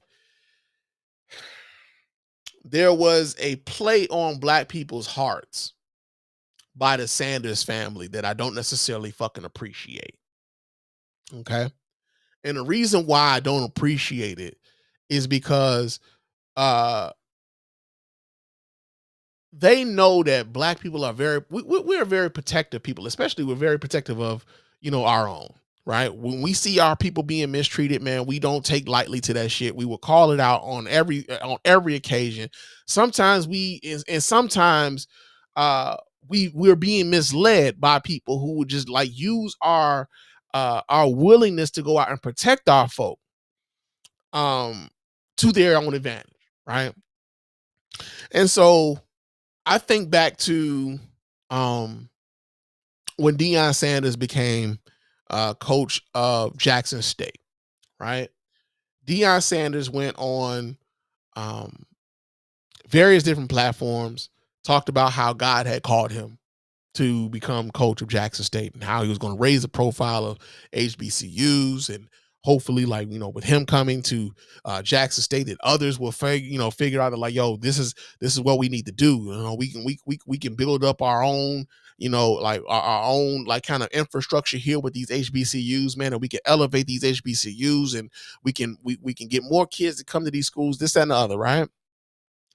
And the part that always got left out with that is that none of those Power 5 schools were going to give Deion Sanders a head coaching job, right? They weren't going to do it. Deion Sanders had no head coaching experience at the collegiate level. I believe he had, he was a head coach for his son's high school team and things of that nature, but he didn't have any head coaching experience on the collegiate level, and none of the Power 5 schools were willing to give him that level of opportunity, right? And so an HBCU lent its program to Deion Sanders, and and let's make no mistake, Deion Sanders has name cachet, right? Has name cachet. Universally loved as a football player, as a baseball player. One of the greatest cornerbacks, if not the greatest cornerback of all time. Not necessarily as universally loved as the baseball player, but on the football field, no one can deny, Deion Sanders bona fides, man. Like, the man was, he was fucking cold. Let's just call it what the man was, the best at his position. He brought a bit of notoriety to the position. I don't remember kids wanting to be a cornerback until Deion Sanders became the guy, right? And then suddenly you got kids who were normally want to be either the quarterback or the running back or the wide receiver. Suddenly you had kids like, hey, man, I want to play on the defensive side of the ball. I want to be like Deion Sanders, right? So he goes to Jackson State. He brings his son along with him. And then he's able to flip the number one high school recruit in the nation, Travis Hunter, from, I believe it was Florida State, maybe, and got that kid to come to Jackson State along with him and his sons, right? And, at that time, man, we were seeing a few folks, man, they would come into the HBCUs, man. Eddie George came to my alma mater, Tennessee State, and became head coach of my alma mater. Ed Reed came down to FAMU, and that didn't last but for a hot second. But even Ed Reed decided he wanted to try his hand at coaching in the HBCU. All these NFL figures are coming to the HBCU. Hugh Jackson, former head coach of the Cleveland Browns, at some point he had came down to I want to say, was it Southern? Became one of the Southern head coach. So you had these black NFL head, guys coming down to these HBCUs, and it was like, okay, maybe we will see a resurgence of the HBCU programs, because let's keep it a buck. Most of these Power 5 schools, they're bred in, they make the vast majority of their money on the backs of black talent, right? And if these schools, if these 5-star recruits, these black 5-star recruits, were actually considering going to HBCUs instead, you really could upset the power balance in college football. You could, right? And so when Deion Sanders came down to Jackson State, I was like, okay, cool. Even though he was at a rival school, right? Because Tennessee State and Jackson State are kind of like rival schools. We're both Tigers and shit, but we rival schools. I was still, I'm like, okay, cool. Bring that attention to these kids. Bring that attention to these black schools, especially considering, again, the Trump supporting shit, the way Trump was in 2020. Think about this. This is in the midst of George Floyd and the Black Lives Matter movement, all these things, right? Black people, we consolidate. We coming together, right? And so Deion Sanders coming to Jackson State, I thought was a beautiful thing. I thought him bringing his sons up there was a beautiful thing. I thought that the fact that he was able to flip a top college recruit to come to a HBCU, beautiful. Even though it wasn't my school, beautiful, right? And so, fast forward 2 years. 2 years into hey man, we doing this HBCU thing, and suddenly, God called me to be coach of Jackson State. It's no longer Jackson State. It's God called me to become the coach of Colorado. This bottom feeding, a predominantly white institution who hadn't won anything in God knows when, who was not on the path to win anything anytime soon, in a conference that was basically dying. And the way in which Deion Sanders left Jackson State, the way in which he talked about leaving Jackson State, where we're elevating, this isn't as if being leaving this program that you had built up, right? Even though he was never able to win the Celebration Bowl, but he had built them up to a very competitive team. To build that team, to build that program up, and then leave to go to this bottom feeding, predominantly white institution. It's in the Power 5 conference, but it's in one of those conferences that's on shaky ground. Even now, I believe the Pac-12, I think they did end up dissolving to the point where some of those Pac-12 teams are now Big 10 teams. Some of those Pac-12 teams are now big 12 teams. It's not like they're there is no more Pac-12 like that, right? But he goes there and he talks about being, he's elevating. Now, this is an elevation. So you're seeing this middling, this bottom feeding white institution as an elevation over this black institution that you had built up. That left a bad taste in a lot of folks' mouth. It damn sure left a bad taste in my mouth, because you had sold the idea that you were about black upliftment, right? We gonna do this. He came down there, some other folks that came down there. And if you look around, A lot of the motherfuckers ain't there no more. Ed Reed ain't the coach of FAMU no more. Eddie George is no longer the coach of Tennessee State. He went to Bowling Green. He's the head coach of Bowling Green now. So a lot of them used HBCUs to get their foot in the doors as far as being head coaches. They had no intentions on like elevating, these institutions, these black institutions. They were using these black institutions as stepping stones to get to these white institutions. Right? So he goes to Colorado. And his sons are doing, like Shadour's doing okay. His offensive line ain't shit. But he's putting up numbers. Travis Hunter is also putting up numbers. Again, he was the number one recruit in the nation. Right? He was able to get the number one recruit in the nation to come to Jackson State and then follow him to Colorado. Right?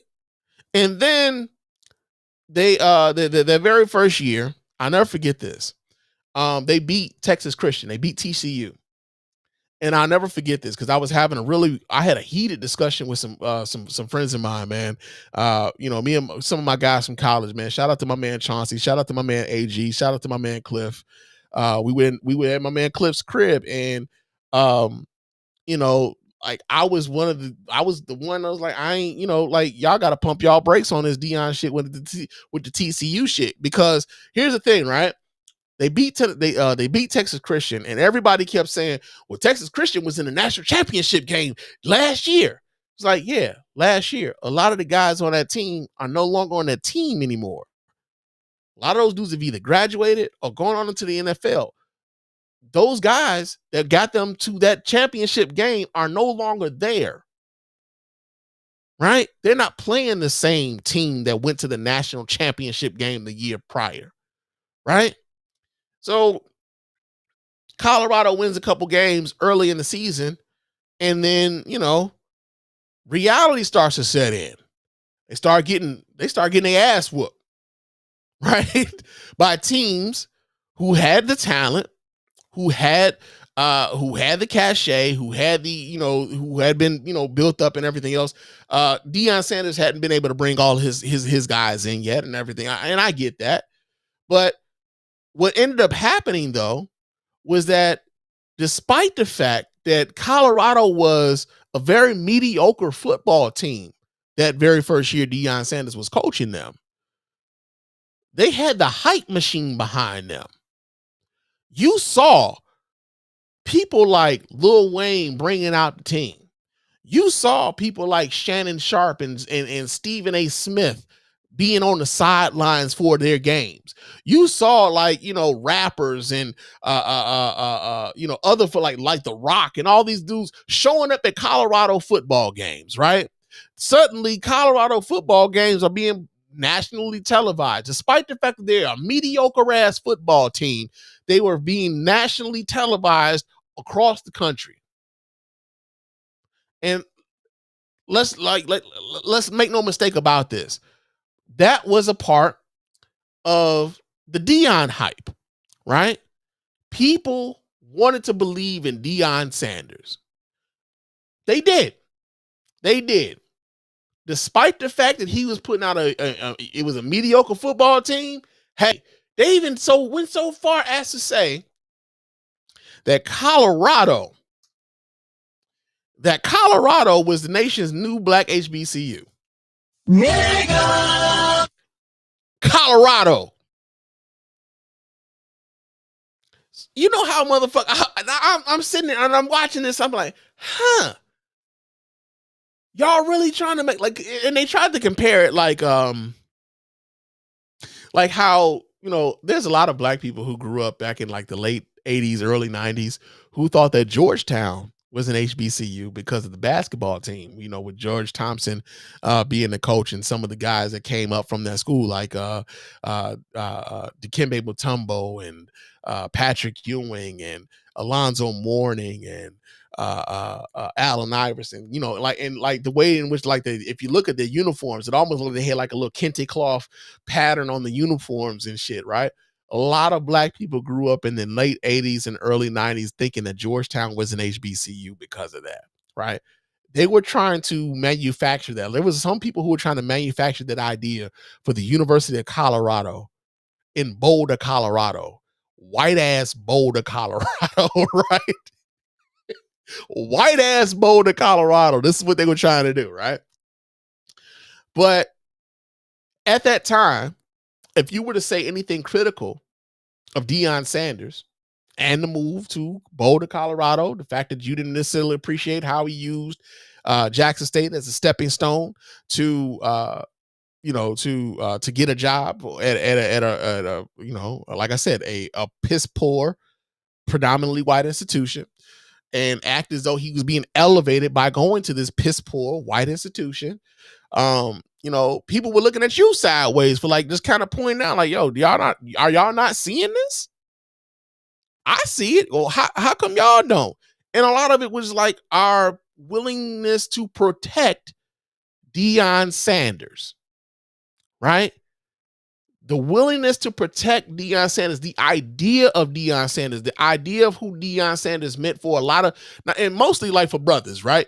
Who Deion Sanders represented and what he represented to a lot of brothers. A lot of brothers looked at Deion Sanders like he was a representation of their manhood. And any questioning of Deion Sanders was a questioning of their manhood. Whether, whether you had any legitimate criticism or not, that's how a lot of brothers took any criticism that you would give to Deion Sanders, right?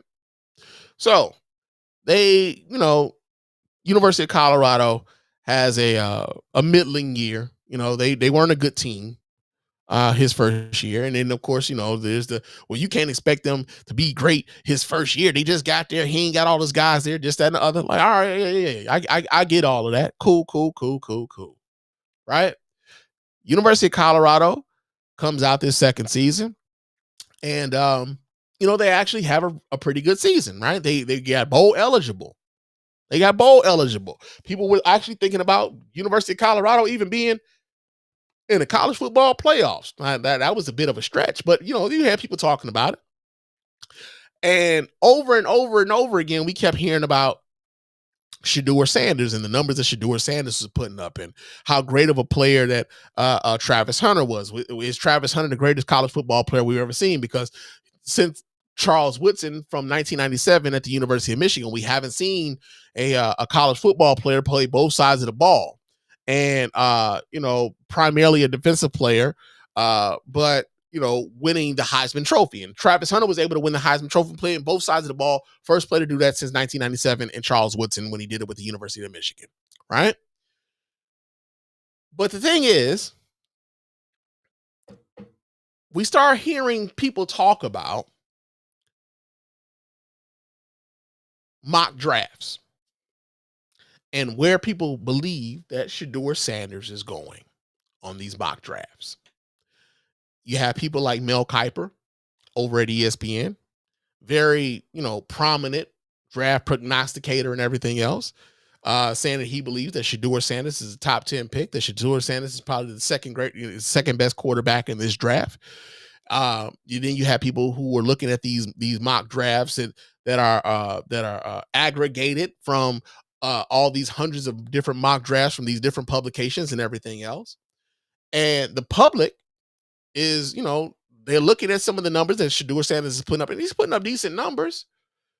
And they're looking at the prognosticators saying from all these different various media sites telling them that Shedeur Sanders is the number 2 quarterback in this draft, right?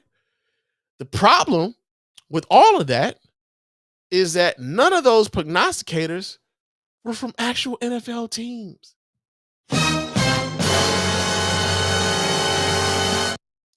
None of them were from actual NFL teams.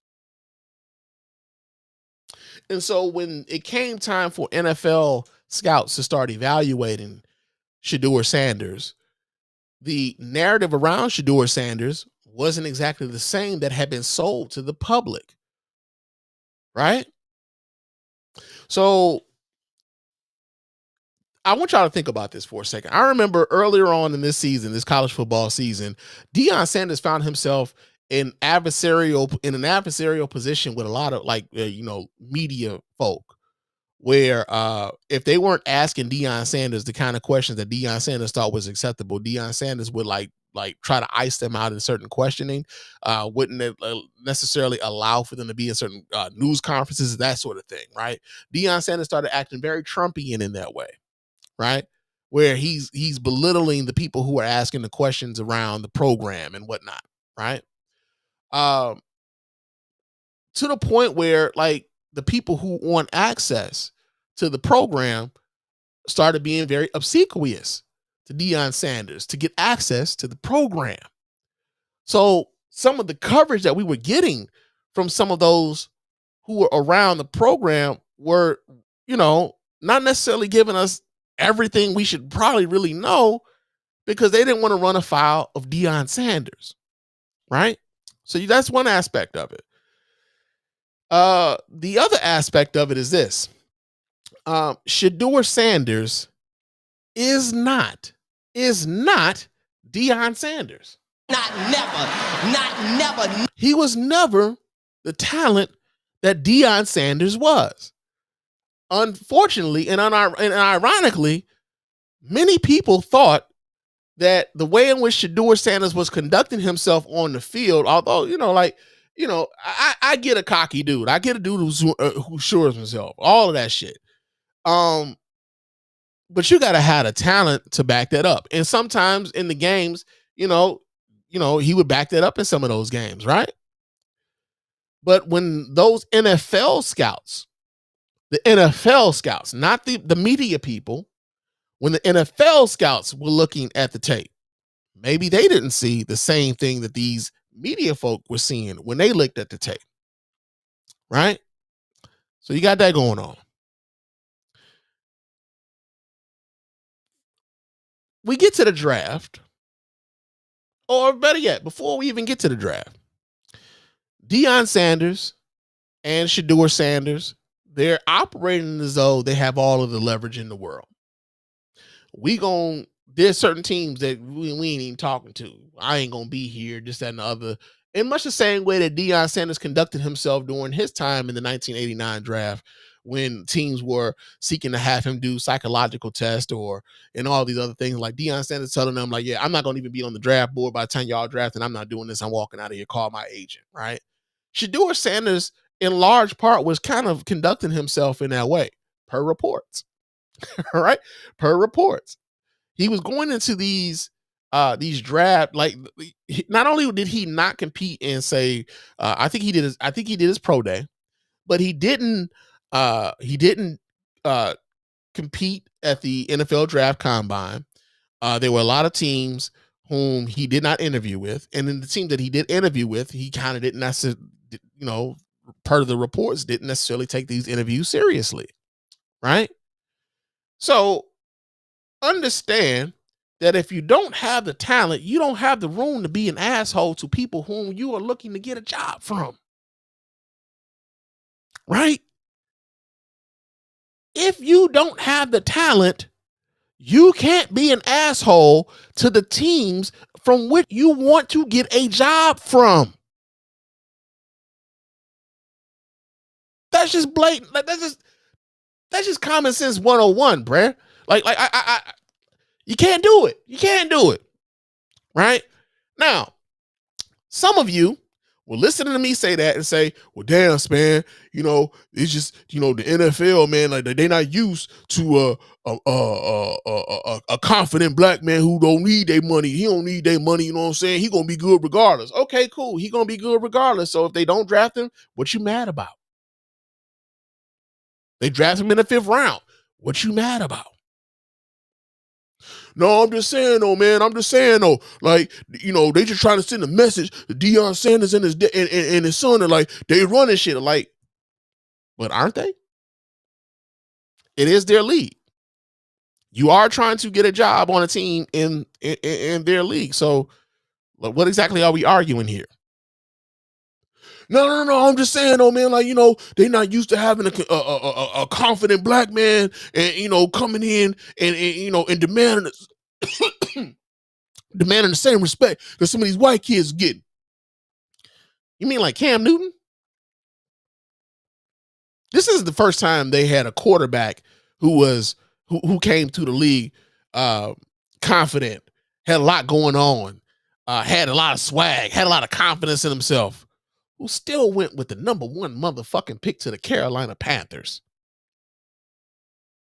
And the reason why he went number one to the Carolina Panthers was because his talent was unfucking deniable. When the talent is undeniable, the NFL will put up with a bunch of shit. We've seen it. We've seen niggas knock their wives out on video, and those teams are like, well, shit, bring them back in, rookie camp and shit. Or bring them back in for training camp. Shit, we'll get over it. Until the video came out, then they had to get rid of them. We've seen motherfuckers like, do all sorts of shit. Michael Vick fought dogs. They, despite the fact that he went to prison behind it, they still brought Michael Vick back because the talent was undeniable. The talent is what got them in the door. So if your talent is undeniable, no matter who your daddy is, no matter what your entourage is, there's going to be a team who is willing to stomach all of that shit because your talent is undeniable. Can we say that the talent of Shedeur Smith is undeniable? A lot of y'all say yes. I say no, and y'all gonna see it as, oh man, hey.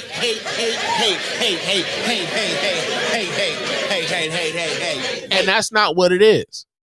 That's not what it is. I think the hype machine got a lot of casual fans, right? Because here's the other part about this. There's a lot of people who don't watch college football.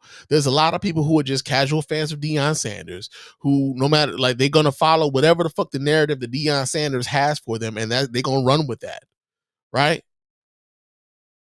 And that's how that's how they're going to view this entire situation.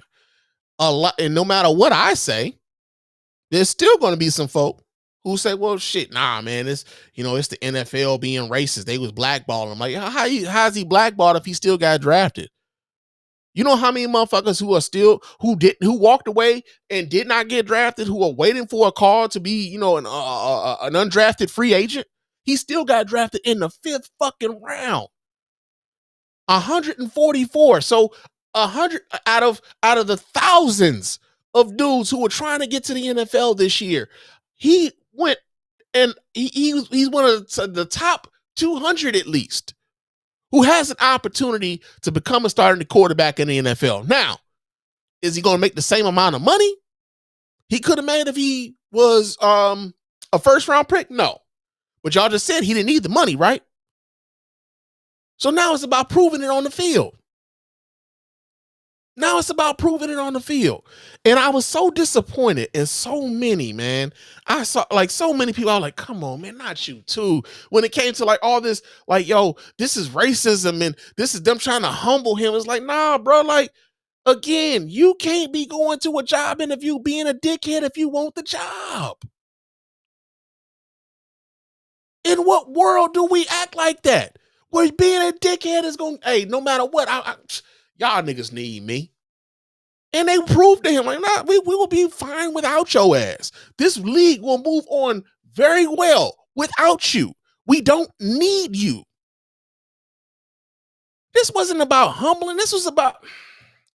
I didn't see this about humbling. What I saw was a family that overplayed their hand when it came to the leverage that they thought they had, when it came to dictating where they thought Shedeur was going to be able to go.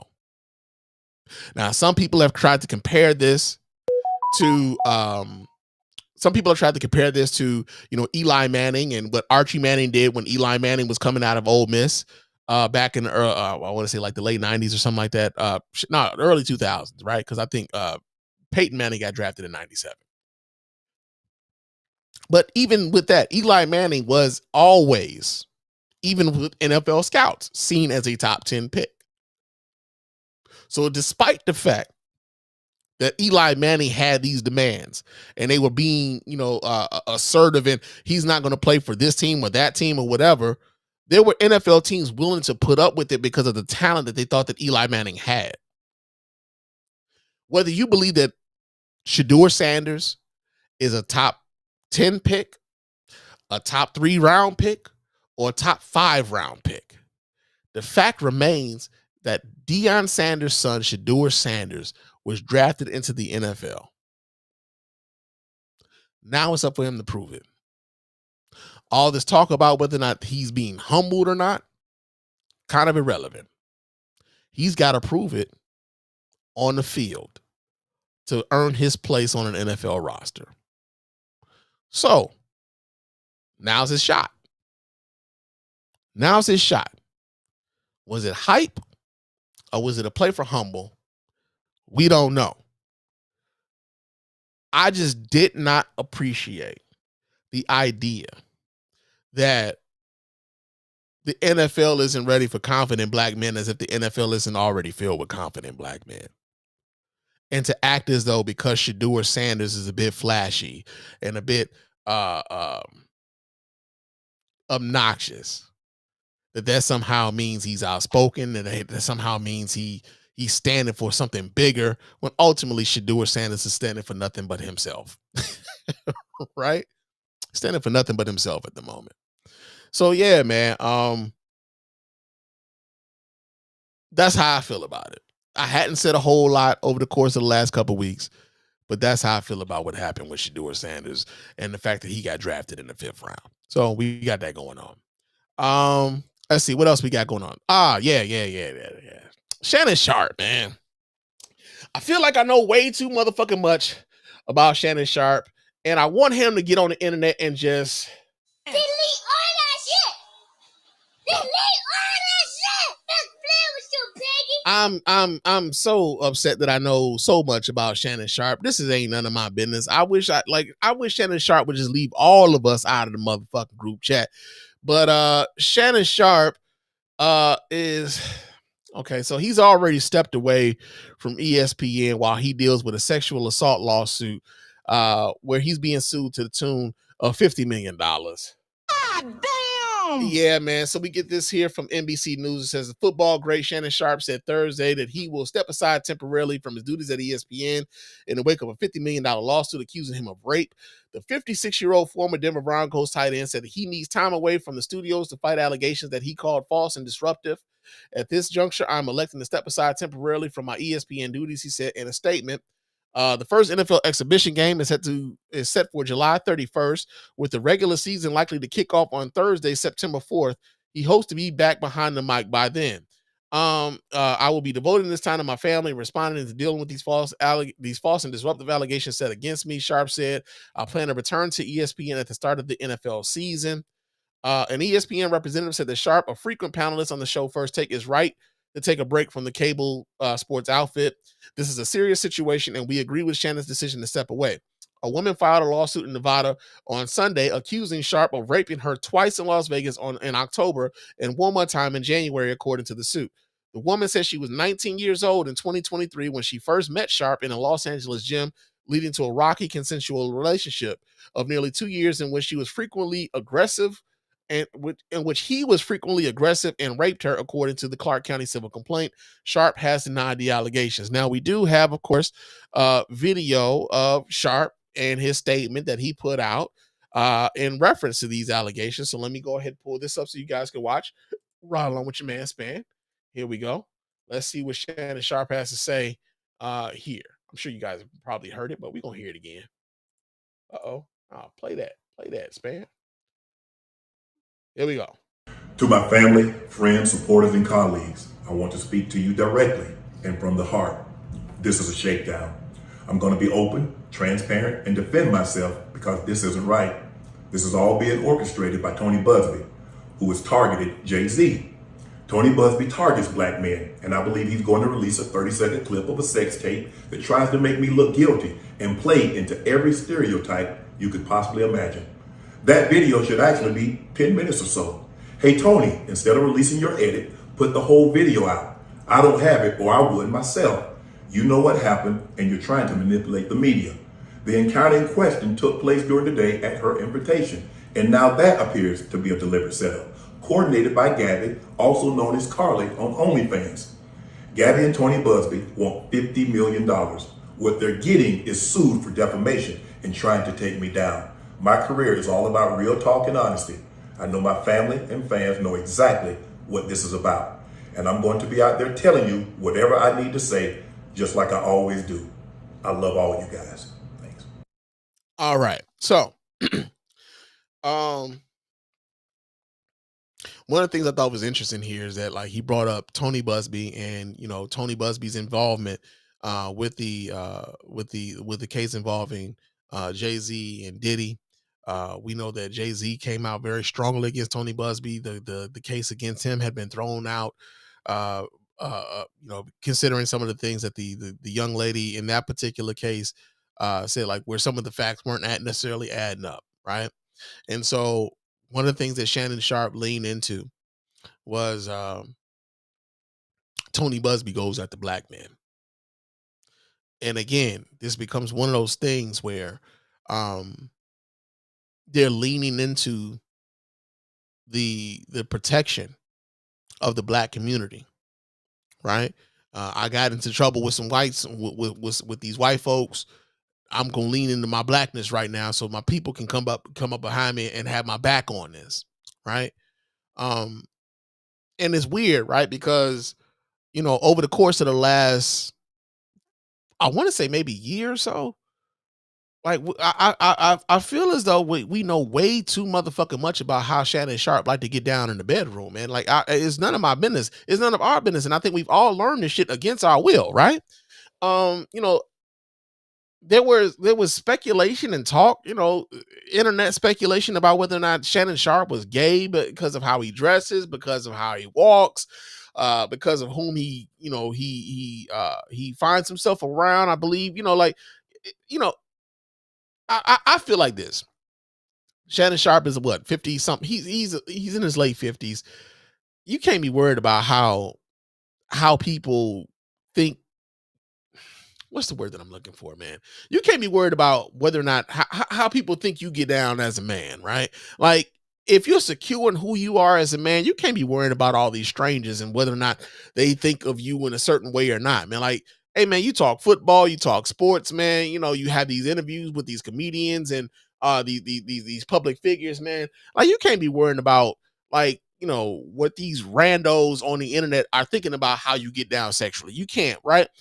But I think to some degree, like that did worry him. I think to some degree that did bother him that people saw him in a certain way.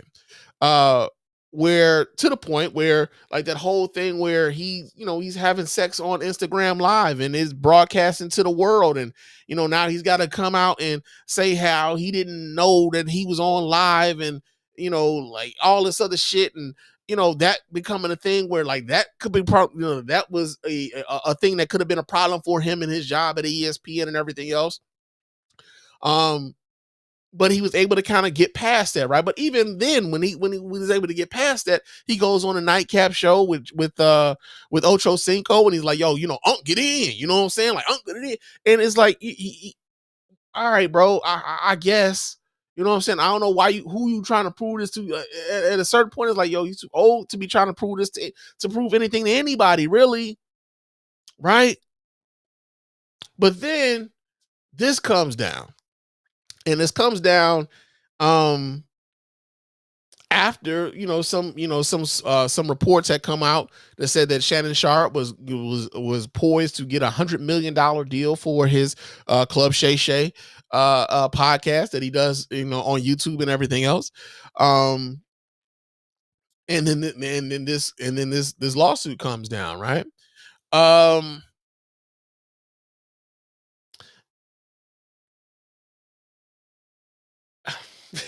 Damn. See, the thing is, people found out that the girl that he was involved with was 19 years old. And at the time, he was 56 when they first got involved sexually. God damn! Yeah. She was 19. He's 56. Now, I try not to yuck anybody's yum. I do. How you get down, two consenting adults, I get it. How y'all get down is how y'all get down. I would be lying to you if I didn't say that I thought that being a 56-year-old man and sharing the bed with a 19-year-old girl was a bit creepy. Now, I've had some discussions with people who tend to think that, well, she's of age, therefore she's fair game, and they don't think anything past that, right? I'm 45. My daughter is 22. If I were a single man, there is nothing me and a 19-year-old girl would have in common. Even if she looked good, she's 19. She's 19. Something about that to me doesn't sit right. I understand that to others, they don't care, despite the fact that they may have a daughter that age or younger. They don't care. This is why R. Kelly was able to operate with impunity within the community, because so many people didn't think anything was wrong with that sort of thing. Many of these folks are the same ones who can't wait to tell you that the minute R. Kelly gets out of jail, they going to buy a ticket to the concert, because they don't see an issue with this sort of shit. But not only that, Shannon Sharp was actually acting as though we tripping, right? So like it came up on his nightcap show that he does with Ocho Cinco. And everybody always talk about date your age. What? Yeah. This came up. Everybody always talk about date your age. This came up. So let me pull this up so you guys can see. Give me a second here while I share this. Let me do this. All right. So this came up because people were giving Shannon shit about how old girl was, or how old the young lady was that he was dealing with. And this is how he addressed it on Club Shay Shay. I'm sorry, not Club Shay Shay, Nightcap that he does with Ocho Cinco. He thought he was saying something deep. It ain't that deep. Everybody always talk about date your age. Well, I want to date my wage. What the fuck does that even mean?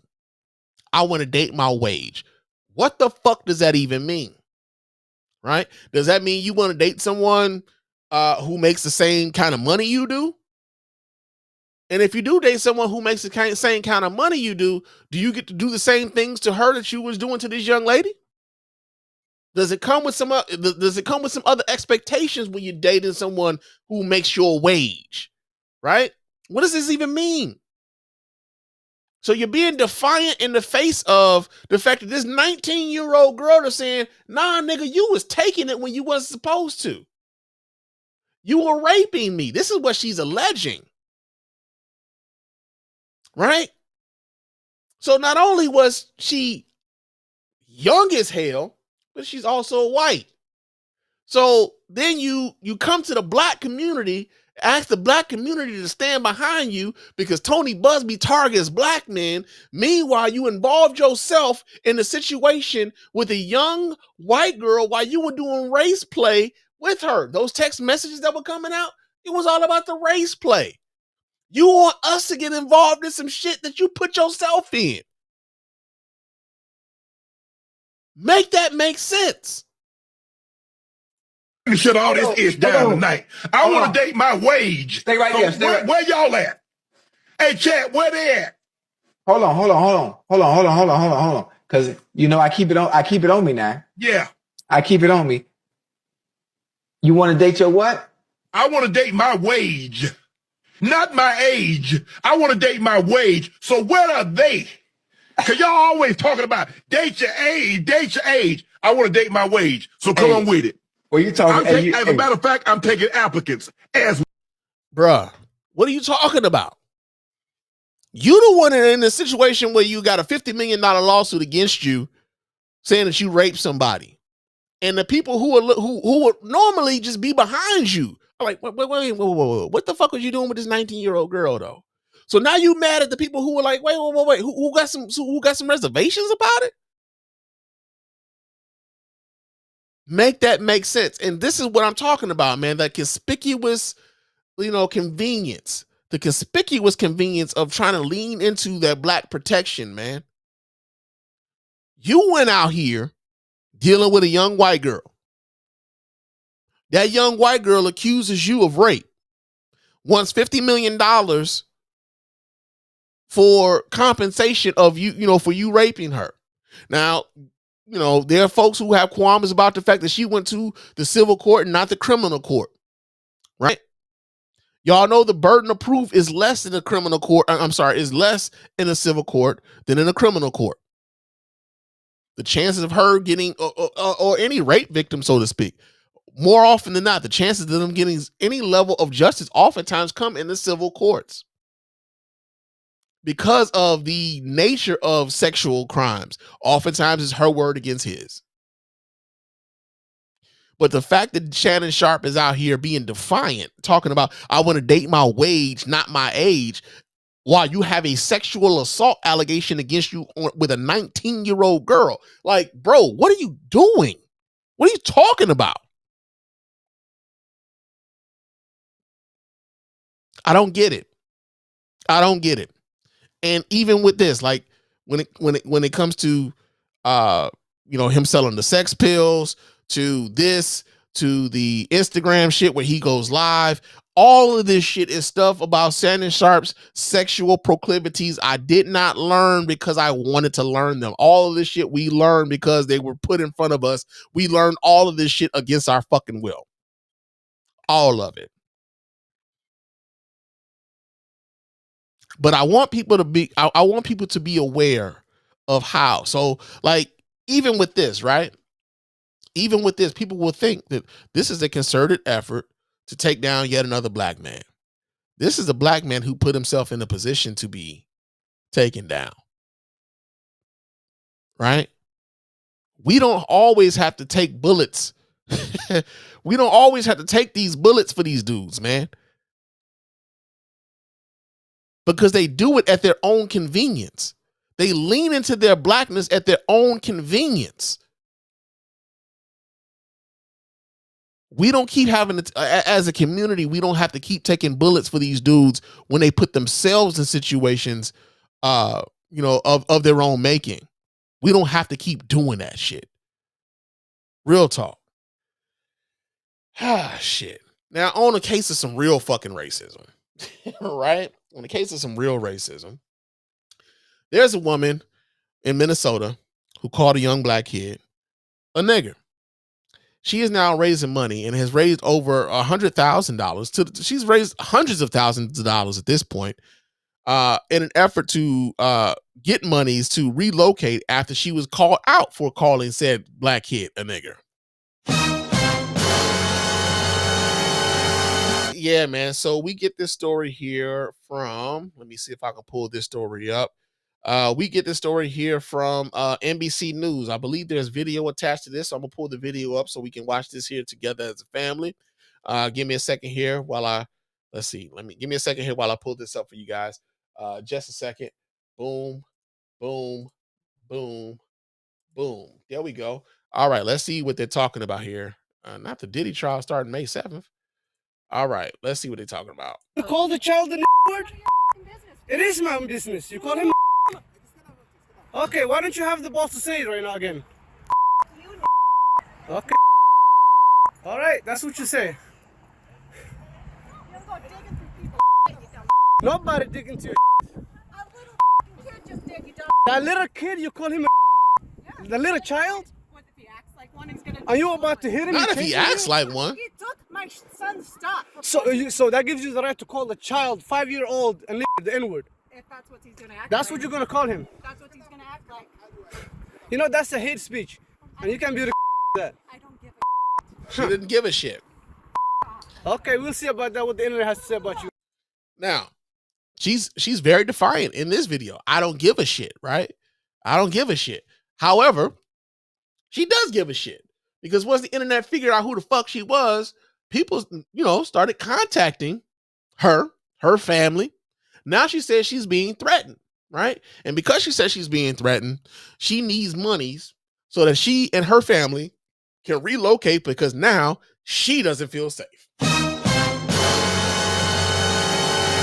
All right, so we get another portion of this story from the Minnesota Star Tribune, because apparently she's been able to raise all this money off of the fact that she's being racist towards this 5-year-old black kid, right? It says Rochester woman seen spewing racist slur pulls in thousands in donations. Let's see.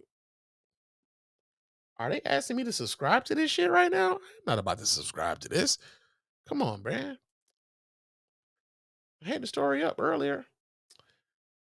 I'm not about to subscribe to this. See, this is part of the reason why people get their news from TikTok. All of these news publications are putting shit behind paywalls. And so because they're putting the shit behind paywalls, you can't just get the news by just, clicking on the shit. All right.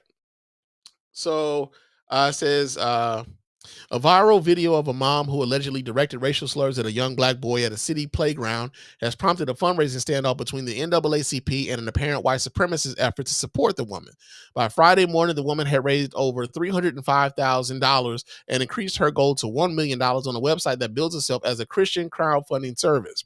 The fundraiser, purportedly belonging to Shiloh Hendricks, had initially sought $20,000 after the video surfaced Wednesday of her spewing racial epithets at a man who intervened on the boy's behalf. The virality of the video has raised shock and concern as Minnesota's third largest city deals with yet another racial incident in recent months. The video shows Hendricks of Rochester at Soldiers Field Memorial Park, just south of downtown. She repeats the slur to the man behind the camera, at one point telling the man that the black child took something from her and her toddler. If he acts like one, then he's going to be called one, Hendricks could be heard saying in the video. Social media commentators have claimed that the black child is around 5 years old and autistic. The Minnesota Star Tribune could not independently confirm the identity of the boy. Hendricks was identified on social media shortly after the video spread among community pages on Facebook, Reddit, TikTok, and elsewhere. Some commenters cautioned against leaking her private information or doxing, saying that it could harm her and her toddler. So yeah, that's the article, right? But ironically enough, she's talking about how her family could be harmed, but she had no problem saying that, she didn't give a fuck when she didn't think that anything was going to happen, right? And so the idea that the victimizer becomes the victim is really rich, considering how so many of these white supremacist types act as though like you got to understand, right? There's a segment of this population, especially of the white population, who believes that they are suffering from more racism than black people are suffering from right now. They really and truly believe that shit, despite the fact that the evidence of that is contrary to what they believe. They really do believe that. So it's no surprise that she will believe that now she's the victim and that she needs to be worried about her safety, despite the fact that everything that she's done is a result of her motherfucking actions. In much the same way that everything Shannon Sharpe is dealing with right now is a result of his fucking actions. Right? So the idea that there are people who are willing to give money to a woman who threw racial epithets at a child, these are the same people who have a problem with giving money to make sure that kids are able to eat at school. These are the same people who claim to be Christian. These are the same people who claim that they live under the laws of Jesus Christ, and they're striving to be more Christ-like. There was nothing Christ-like about the way that woman conducted herself, not only with with the man who was videotaping, but also with the the 5-year-old child that she threw racial epithets at.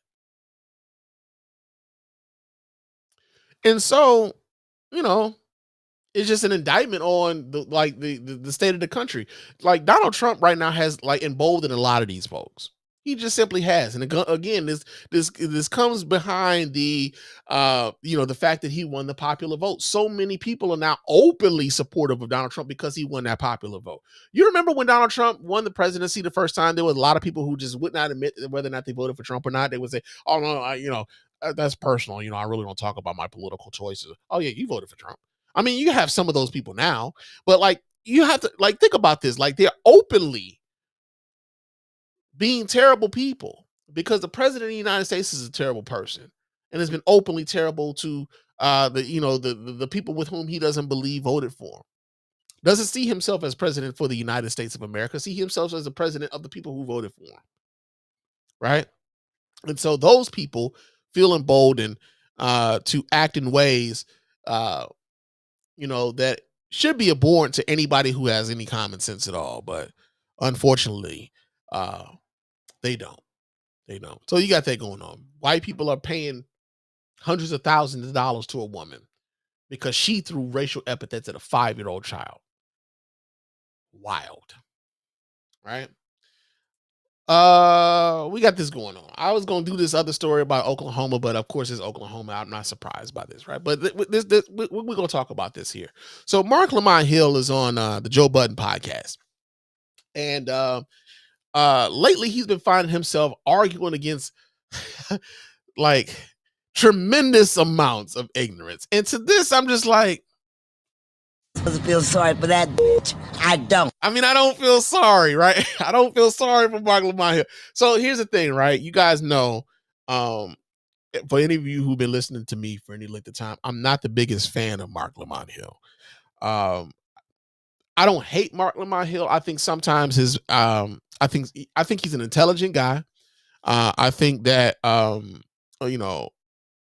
unfortunately, I think that his politics allows for a lot of the bullshit, it allows like the plausible deniability for a lot of the bullshit that we see to happen, right? So Mark Lamont Hill is one of those Green Party people, one of those Jill Stein type folk, who would, and we know that Jill Stein, that political cicada who only comes out every 4 years. We haven't seen Jill Stein since the motherfucking election. We aren't going to see Jill Stein. We aren't going to see the Green Party probably until 2028. And he's talked in ways in which the idea of having someone like Trump will radicalize more people to be, to become more leftist, so to speak. That's been some of the things that I've gotten from him over the course of the years. I don't agree with him behind that, but that's kind of how he's been operating politically. And that's part of the reason why I'm like, when it comes to Mark Lamont Hill sometimes, right? But I don't necessarily think that he's an unintelligent dude. I just think that like when it comes to politics, I disagree with him wholeheartedly in some of the ways in which he's approaching it, right? But he's on the Joe Budden podcast, and on the Joe Budden podcast, apparently, because I don't watch the Joe Budden podcast, man, it's not a show that I frequent, but the subject of flat Earth came up on the show, and some of the not even just like the subject of flat Earth, but like the ways in which we think about gender identity and things of that nature. Those things have come up, and he's found himself in clashes with his other castmates because let's keep it a buck. Mark Lamont Hill is more formally educated than the dudes he's going up against, right? Mark Lamont Hill has a PhD. I don't know what the fuck his PhD is in, but he's a graduate level, student. He's written books. He's a learned dude. And he's going up against dudes who, aren't necessarily as learned as he is, but they want to engage him in these intellectual topics, but get upset when they can't necessarily engage as intellectual as he is because they don't have the intellectual bandwidth. They don't have the training. They don't have the, they don't have the, what's the word that I'm looking for here?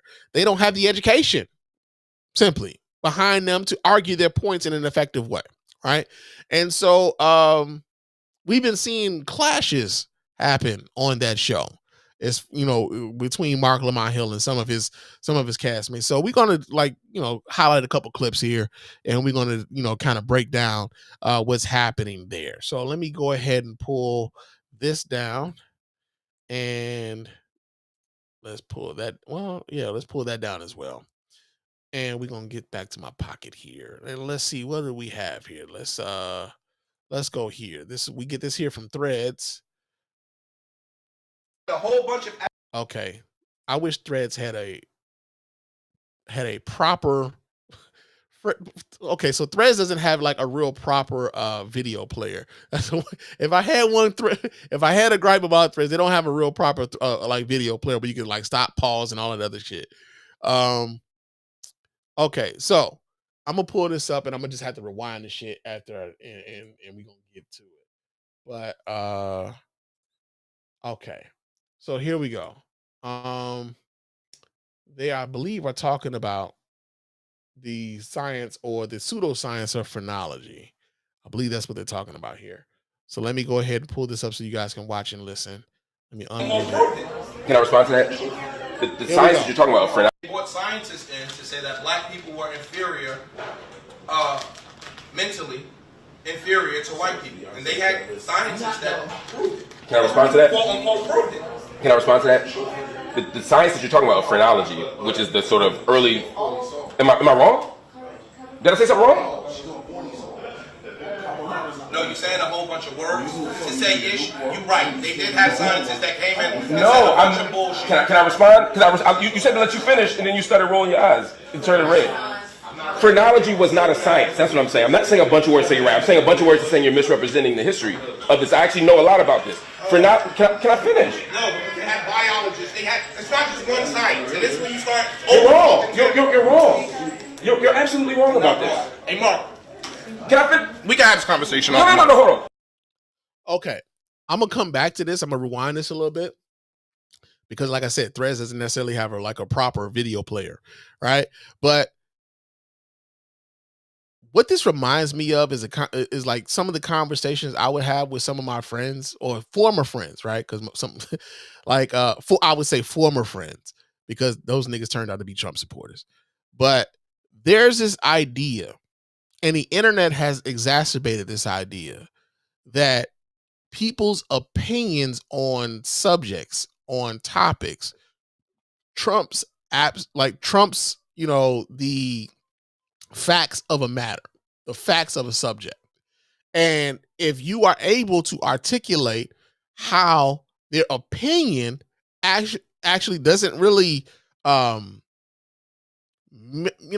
like their opinion doesn't really mean a whole lot in the face of empirical data and empirical factual information, they shut down.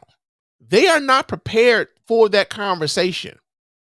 And so what ends up happening is with the internet, with podcasts, with social media, we've allowed for a lot of unlearned people to have elevated spaces and elevated voices in spaces where they don't warrant those elevated spaces and elevated voices because they don't know what the fuck they're talking about.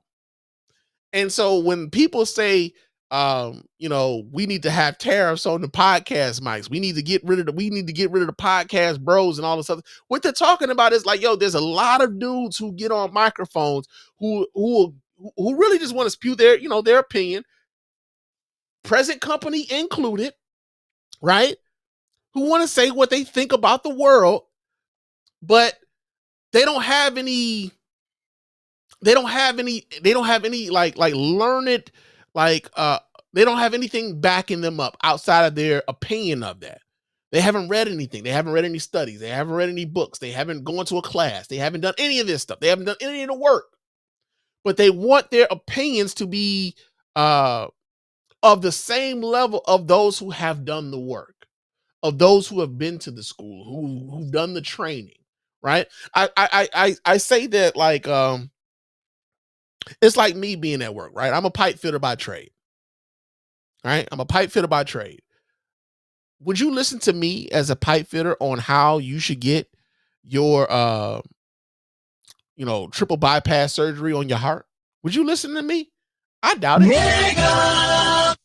But you will listen to me when it comes to like whether or not you should, use 1 inch, an inch and a quarter pipe or inch and a half pipe or 3/4 inch pipe on this particular gas service, depending on how far we trying to get the gas feeded to a certain side of the house, and whether or not you're using a certain size furnace or generator or water heater or whatever else. You will probably listen to me on that. But you ain't listening to me on whether or not you should get this triple bypass surgery, because I don't know what the fuck I'm talking about. Right? But far too often, we get into these internet spaces, and the people who don't know what the fuck they talking about oftentimes have the most elevated voices in the room. And so what ends up happening is Mark Lamont Hill is surrounded by a bunch of dudes who don't necessarily know what they're talking about. They've heard some shit. They've thrown some theories around, but they don't know nothing. They don't know nothing. So when you confront it with somebody who may actually know something about the shit that you're talking about, and they're contradicting everything you're saying, and now you're in a room full of people who are watching you be contradicted by somebody who might know what the fuck they talking about, now you want to shut down. Hey, we're gonna talk about this offline, man. Because now you're embarrassed. Now you're embarrassed. And that's what's happening here. Ish was embarrassed right there. That's what happened. He's talking about phrenology. He's talking about there were scientists who deemed black people inferior, and then he didn't even know what the name of the science was. It was a pseudoscience, but didn't even know what the name of the science was. Right? But yeah, let me rewind and I'm unmuted. All right. About this. Hey, Mark. Can I finish? We can have this conversation. No, hold on. We can have this conversation. You say you don't like to get cut off. I don't want to do it on the camera. That's fine, but you said your whole thing, and then I said 3 words. You come in and say I'm saying too many words. Do you mind if I respond to what you said? May I, if it's okay with you? Okay, so phrenology was not a science. It was a pseudoscience. It was skull measuring. Phrenology was not a science, and phrenology wasn't based on empirical data. It was based on skull measuring. What Ish is right about is that they were talking about brain sizes, but the theory that the brain size was connected to intelligence was not empirically proven. It is nowhere near what happens when you talk about the sphere of the earth, the shape of the earth. The science that black people were not intelligent based on brain size was never proven, and the scientists who came in have been discredited, not their method, but them as scientists as such. In other words, they never did a scientific method. And the biologists that he's talking about were absolutely not involved with phrenology. That's he's talking about the Galton studies. There's about 4 or 5 other studies. I actually just finished a book on this, writing one. And it absolutely was not about skull measuring. And if you want, I can show you the data right now. Would you like to see the studies? I happen to have them right here in my pocket. You want to see them? I'm ready to shut down. Because I can show you. I can empirically. What scientists in to say that black people were inferior. Yeah, Buddy had completely shut down, right? He wasn't trying to hear none of that shit.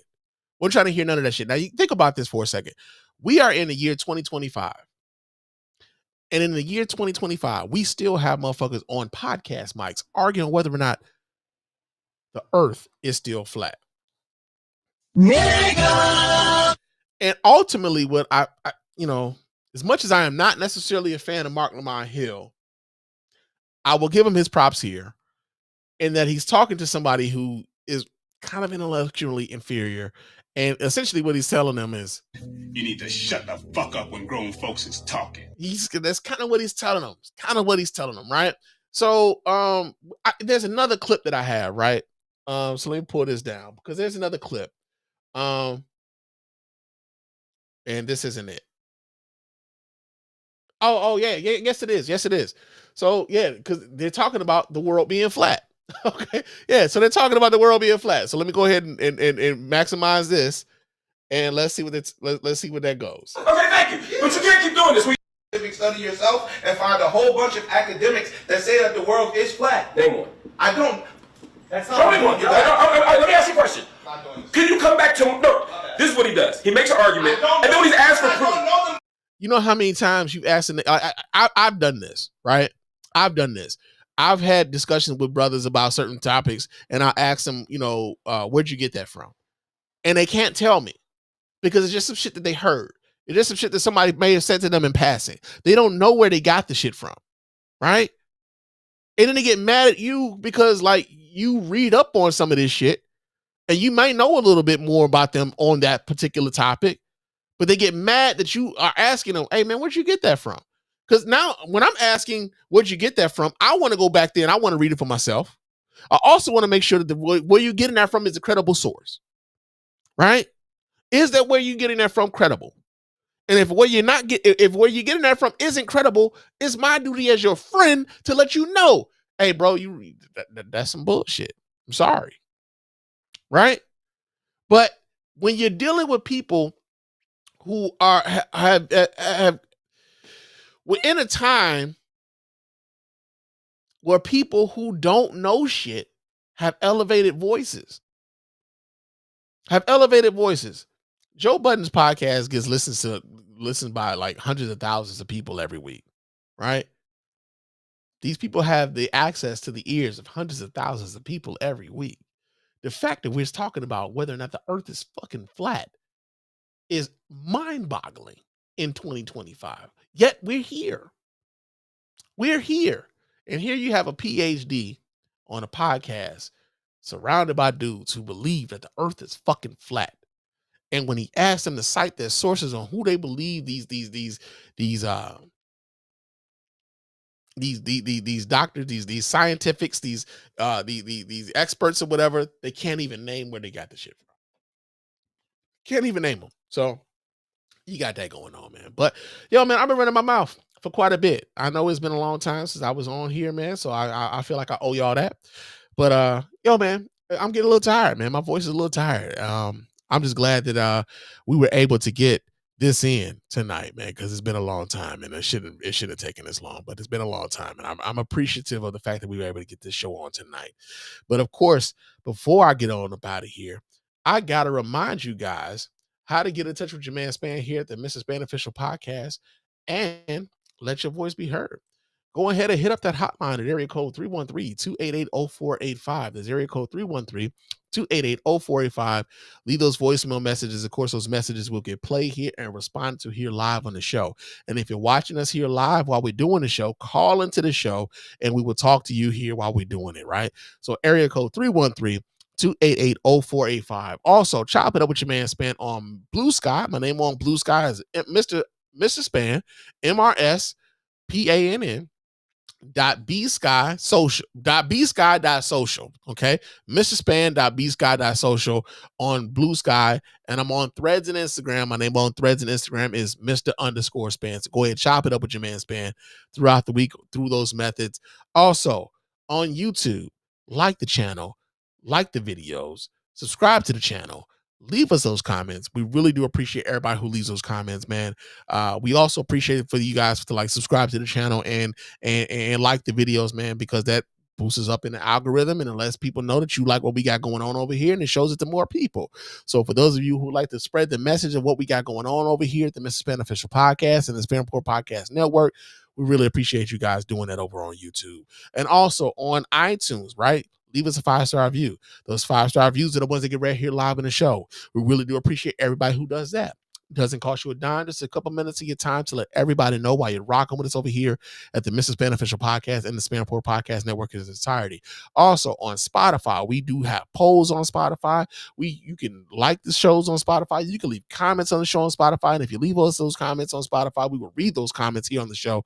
We really appreciate you guys for doing that. That also, it's free. Doesn't cost you nothing. So we would appreciate you guys to do that. But if you do want to give us some money, we want to give you something back. And so we do have a store. And our store has some we got some stuff in there. We got coffee mugs, we got t-shirts, we got hoodies, we got hats, we got mouse pads, man. We got a bunch of different stuff over there for you guys to like kind of get down and show people that you're really rocking with what we got going on over here. So we really appreciate you guys for supporting us in that way. You don't have to do it, but if you do want to do it, that's one way to get down for us. And if you want to spend some money, we really appreciate that, man. Real talk. But it is time for me to get on up out of here. I will talk to you guys again soon. Very, very, very soon. I promise. I put that on my mama. I will talk to you guys again soon. But until next time, fam, peace.